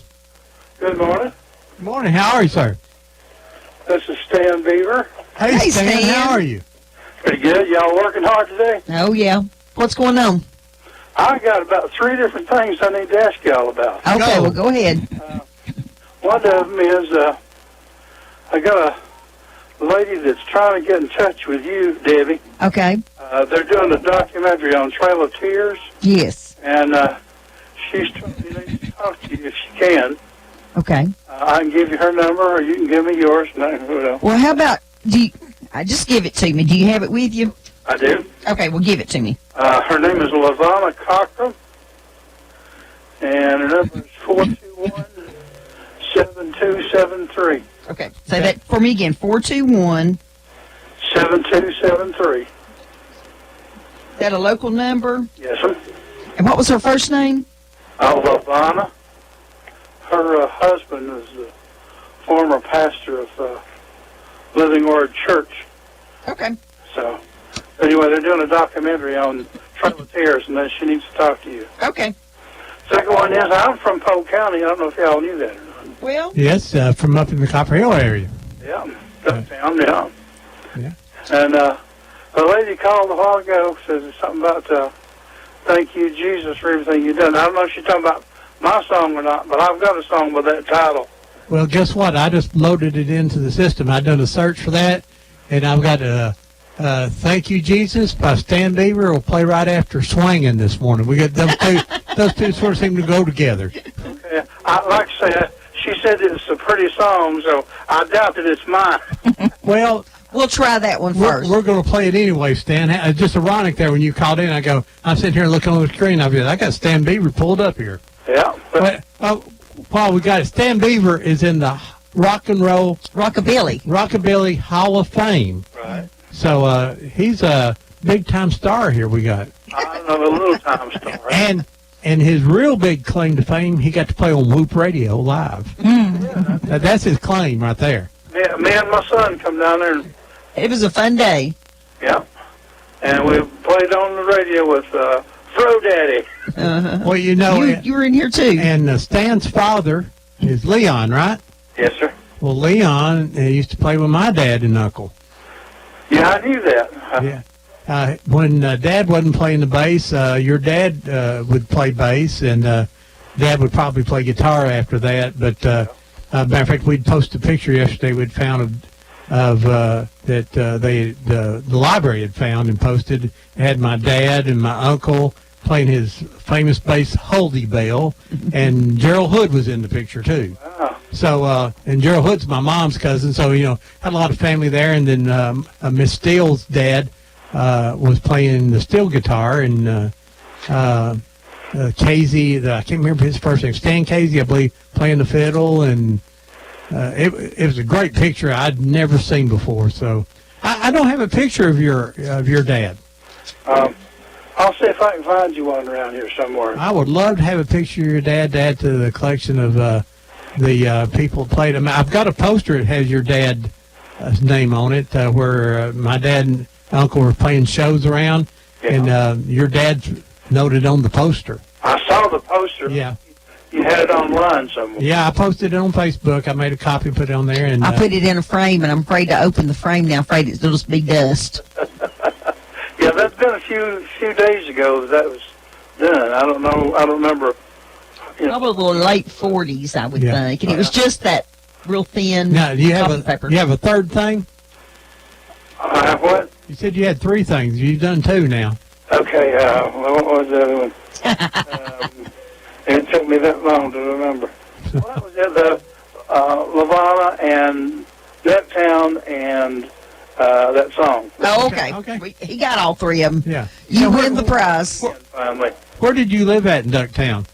Well, when I was born there, so my folks lived right on Main Street. They moved away when I was an infant, moved back when I was in the 2nd grade, and so I lived also on Main Street, just about a block down from. Let's see, what was that? What was his name?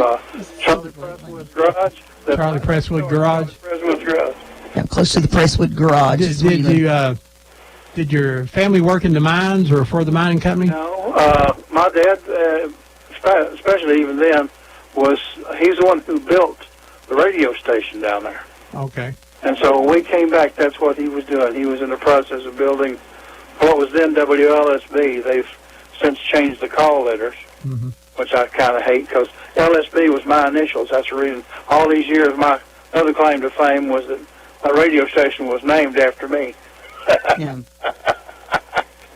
But let's see. You asked about a picture. Oh, my dad. I finally found, after all these years, my dad made a record in 1948 for Richer Tone Records. Richer Tone. And it was only on the 78. And believe it or not, here a few months ago, I found one on eBay. Wow. First and only one I've ever been able to find, but I finally got my dad's first record, and it's, I'll have to make you a copy of that, maybe just let you listen to it sometime. Oh, we'd love it. I had 6 of my dad's, and the guy said he could put them on cassette back in those days. Yep. I hadn't found the man again. Oh, gosh. He got them and gone, huh? He got them. There's 6 original records, and they're gone, and they were on 4-Star Records. Yeah, I remember the label, yeah. Yep. Now, what label did you do, Rocket in My Pocket? It was originally released on Cash Records, K-A-S-H. Uh-huh. And later it was reissued on Pedal, P-E-T-A-L, Pedal Records. Pedal, I guess, was the better known of the 2 because they got some action on Cash, and then they leased it to Pedal, so...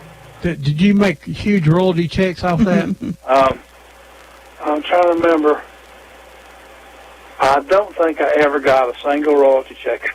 I mean, I made a little money every now and again on the songwriting end of it. I got some BMI money, but I never got anything for the sales of the record, unfortunately. My big BMI check was $160. Oh, wow. That's my big one.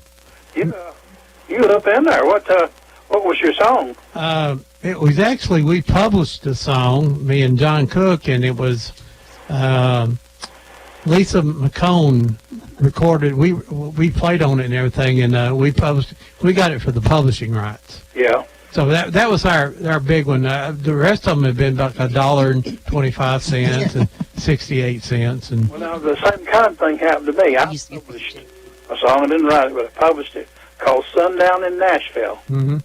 And it was originally recorded by Carl and Pearl Butler back in the 70s. Yeah. And then Marty Stewart re-recorded it recently.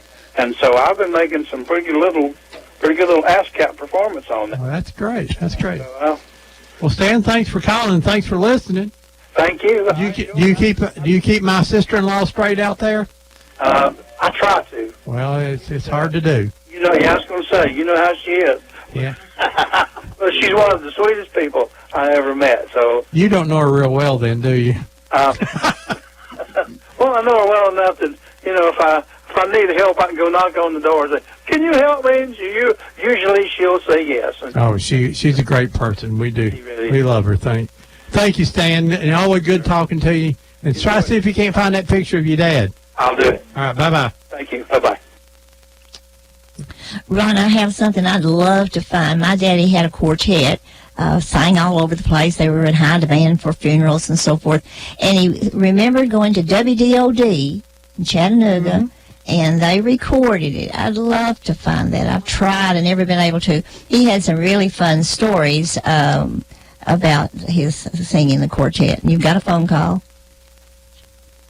Push all the buttons, Ron. I pushed the wrong one. Good morning, you live on Old Town Cleveland. Hello? Hello? Hello? Go ahead. You're live on Old Town Cleveland. Hello? Yeah. I'll make sure you don't have to make sure you got the right buttons pushed. I've got everything ready here. Hello? We're losing you. Call us right back, please. Sometimes that happens. Anyway.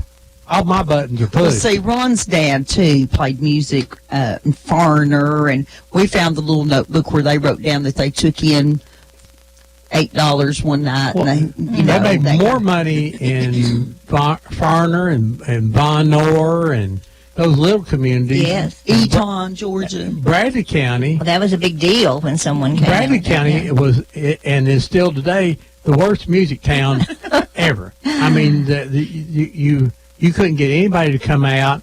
It was, but you could go. It's sort of like a speaking thing. If you're 25 miles away from home, you're an expert. Yeah, Dad said that once, and they would just tie their horse up if they were plowing in the field. If they came and said, "We need somebody to sing at a funeral," they would just go. And they found 3 members of the quartet, and they were wondering what they were going to do for the bass. When they got down to the viaduct, there on top of a big bale of cotton, a wagon going to the cotton mill there, the Lowrys had a cotton gin right there. That was Frank's family that called a few minutes ago. They had a cotton gin there. They saw him. They motioned him to come down, and he did. Had on his overalls and went with them to sing at the funeral. Back then, they stood behind the flowers. You didn't see them anyway. Yeah. And they sang at the funeral. And it was a privilege for them, they felt like, to do that. And once they were going across, if you've been to Greasy Creek, you remember you had to go across the creek, literally across the creek to get to the church. I don't know whether you still have to do that or not, but it had a plank bridge with the cracks in it. And Miss Claude Harrison was just such a fun person anyway, but she sang with that quartet, and she was going across, and her high heels got stuck in there. Well, it was a very solemn procession. The singers went first, the body came, the coffin came next, and had lots of flower girls back then. Oh, yeah. So they were going across there, and she got her heel hung in the crack, and she kept trying to get it loose, and she got tickled, and finally she stepped out of her chute and went in walking like, hip hop. And she couldn't stop laughing. Daddy said, I didn't know what we were going to do with Claude getting tickled in that funeral, but he had funny. He had some fun stories about that. WDOD, is it still going, or is it a different call letter now? I don't know either, but he just remembered WDOD, and they sang, and they may have recorded it. I'd love to have it. DOD has changed its format several times. We've got a couple. What was the name of the song? Just in case. I don't remember. The name of the. What was the name of the group? Don't know that they had a name. They might have. I just don't know. Just a Benton Quartet. Ron's been down in the Benton Quartet. Yeah. Ron's been down in the basement of the McClung Library where they have all the old recordings and stuff. Oh my gosh, it's amazing. He just thought it was amazing. And the fellow was talking a while ago about how did they ever find Greasy Creek? Well, of course, it's named after one of the Cherokees that lived up there, Greasy. And so there might have been some pretty good paths and stuff in there. Well, the old mail route went right through there. The fellow that you always hear about freezing to death on the mountain there. was carrying the mail. That's not. He was a mail carrier, but at the incident when he died, he had gotten away from the version of the old. He got lost. The poorhouse. Oh. He was in the poorhouse, and he wanted to go back to see his daughter. So he was doing that at the time that he was frozen. The Jenkins. But anyway, it was the main trail to through the mountains to go. It came up over on dog. What do they call it? No. Yeah. I don't know. Anyway. I love to go up in there and ride around, though. It's beautiful now. Right. Let's get this call. There we go. Good morning. You're live on Old Town Cleveland.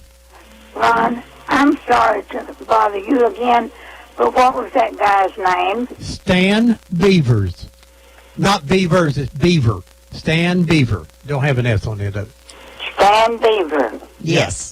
Okay. And we're going to play his song. We're not sure it's the one you like. It's the only thing I could find close to that. We're going to play it, though, and he's a great guy. So right after Swinging, you'll hear Thank You, Jesus. And Stan Beavers. Yes. Yeah. Not, don't put an S on it, though. Just Stan Beaver. Okay. Thank you, dear. Thank you. Bye-bye. Bye-bye. Real quick here, Anita Fingersmith, the genealogist for the Eastern Band of the Cherokee Nations, will be in Cleveland tomorrow at 2:30 at the History Branch of the Cleveland Public Library, the old Craig Mile House for us around Please here. come. If there only so much parking there, so you can park over at the Monument Building and walk Think across. it'll be all right. Or Lee has some parking back there, or at the public library, and walk across, and just be careful coming across the traffic there. And then she's going to talk about how you find your roots in the Cherokee Nation. So please give her a call. I mean, please come tomorrow, 2:30. It's open to the public, no charge. It's free. Yes. Good morning. You're live on Old Town Cleveland. Hello, how y'all doing? We're good. What's going on? Well, I was going to ask Miss Presswood. She's still there? Yeah, she's here. She's listening. Okay, I was going to ask her. This is Larry McNally. I live up here on Thomas Road up here in Benton. And she came by years ago and said she was going to look for a grave down here on the property I own, and I never did get back with her. And I was going to say if she remembers or anything about that, and she found the grave or whatever. Not real sure, but if it's Thomas Road that comes in off of the new 411 there's not very far. I did find a little grave. It was a little girl behind a barn there. It does have a little marker. That may have been the one that I was looking for. I'm not sure. In fact, that's all I can remember. But it was a little girl, and I never did find. I think I found the family. Williams. Seems like it was a Williams family. Does that sound right? I'm not sure on that, but It was behind a barn, and I looked it up to see what Williams family might have lived there at the time. It even had a date on it, maybe 1913, and I even found that family in the 1910 census. So thank you for reminding me of that. I will try to follow up and see if that's what we're talking about. well, I was going to say, if you'd show me where it was at or whatever. Okay, give me your name again. Larry McNally. McNally. Okay. Oh, okay. I thought the McNallys lived out on my road, on Oak Grove Road. Yeah. Some of them do, yeah. But you live on Thomas Road. Yeah. Okay. Well, thank you for calling. Okay. Thank you. Bye-bye. Bye-bye. Thank you. The Polk County Historical, you've got a place down there. Could they call you at that location? Yes, and I don't know why we didn't do that before, but the little building there, the little rock building, is located right across from Kathy's County Kitchen, just a block off of the Highway 411. It's on 140 Commerce Street, and I'm open. I'm the only volunteer. I've volunteered for 22 years there, Monday, Wednesday, Friday, and Saturday from 11 to 5. If you're coming from out of town, it'd be wise to call ahead or send me an email, because I am the only volunteer and I might not be there, but I try to be there. And they can call. That number is 338-4506, or send me an email at presswood@comcast.net. We love to help people find their grandpa. I lost the caller. Call me back, please. For the people calling in, the phone does not ring here in the studios because it would interrupt us talking. But we have a flashing light, and if I'm looking the other way, I don't see the light flash. Let me tell you a quick funny thing. I don't know whether we have time or not, but the Yeah, we do. first day of school, someone called and said, somebody stole my kid's glasses on the bus. What are you going to do about it? And I said, lady, I can't do a doggone thing about it. This is the Historical Society, but if you ever lose your grandpa, call me back and I'll try to help you find him. What it is, Ron, is we have the old county superintendent's number, and it'll show up on your caller ID as the school superintendent's number. They refuse to change it, but we're the Historical Society at 4506. You have to I love it. You have to do your history research to be able to call there. Hey, go ahead. You're live on Old Town Cleveland. Hey, this is Ronnie. You on Cameron Dresser? Hey, Ronnie. Hey, I want to ask Miss Presswood. Years ago, my dad's from Polk County, Benton, Mm-hmm. and he was born in 1916. And What's your dad's name? What's his name? Lynn Cross. Lynn Cross? Cross, yes. CROSS. Yeah, we have a lot of cross families, a lot of material on them. Well, he used to tell me when we was going to, his mom and dad lived across the street from Henry Crox's dairy farm. Right, still there. Hatchers now. But as we was going up through there, used to be an old grocery store. My dad used to say it was a jail years ago. He said that he could pick his way out with a toothpick, so he said. So I was trying to think, there's a grocery store, used to be there, it's all gone now. I was trying to think of the name of the grocery store. Yeah, I just don't know at the top of my head, and don't know that it was ever a jail. They said next to the Historical Society, the first, one of the earliest jails was right there, but that's on 140 Commerce Street, and so I'm not familiar with the jail around the Crocs farm. Down in Tango, one of 2 miles before you get to the cemetery.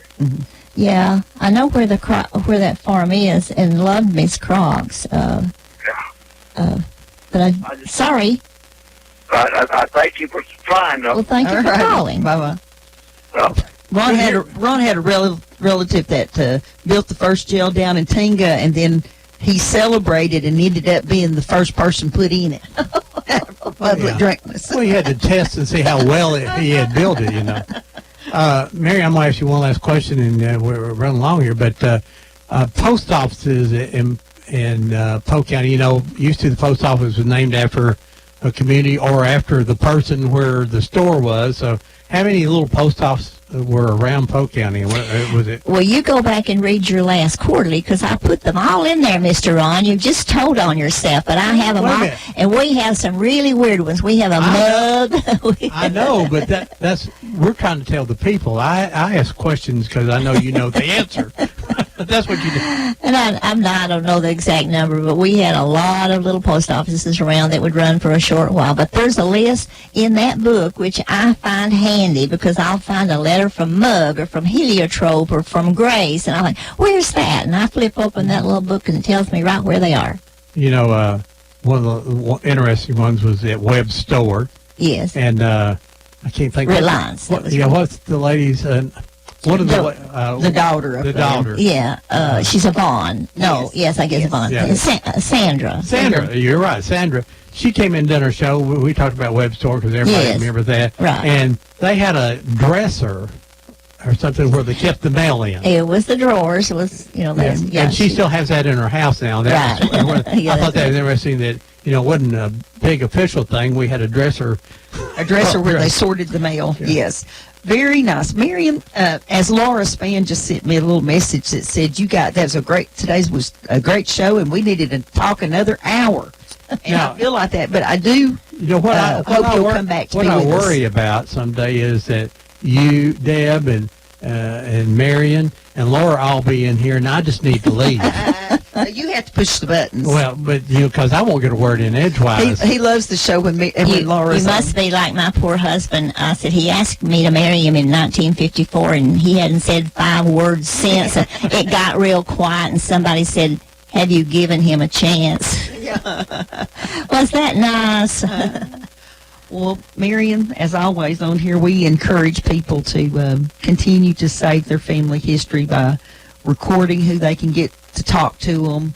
Oh, how I wish I had my papa's stories. And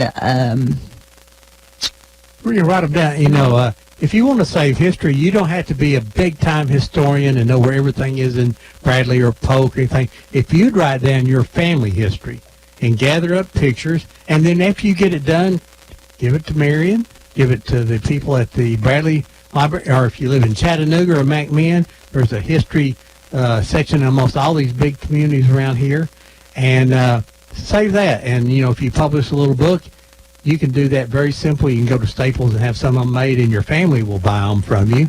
Oh, I've done it. I've done that for years. And, you know, Deb done one on the Dunn family and the Epperson family on my side, and it just is amazing. You know, you could do a huge story on the Hoods going through up there, and I know Harold Hood's still there, and, of course, James Hood's more my age, so, you know, we're good friends. And, of course, all my Hood relatives are their relatives, too.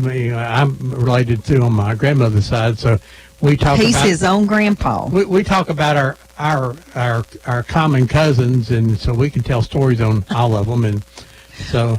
And Thank you so much, I've never Mary. seen a picture of Joe Hood, which was Gerald Hood's daddy.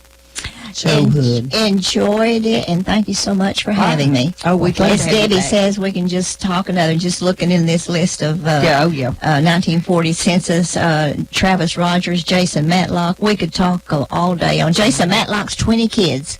Woo! Wow.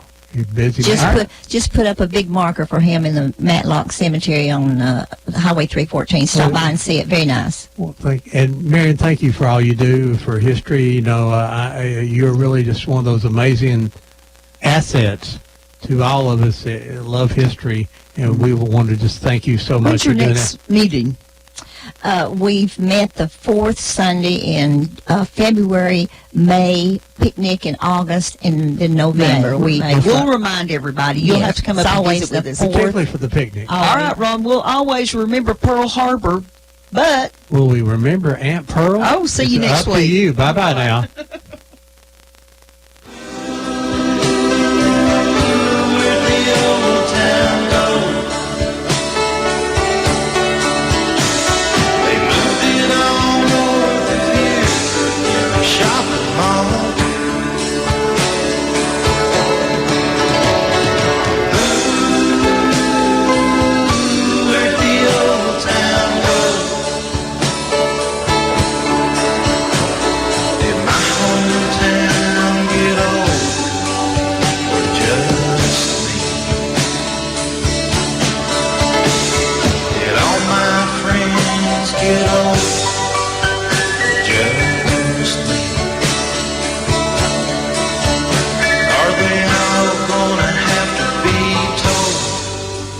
Just me.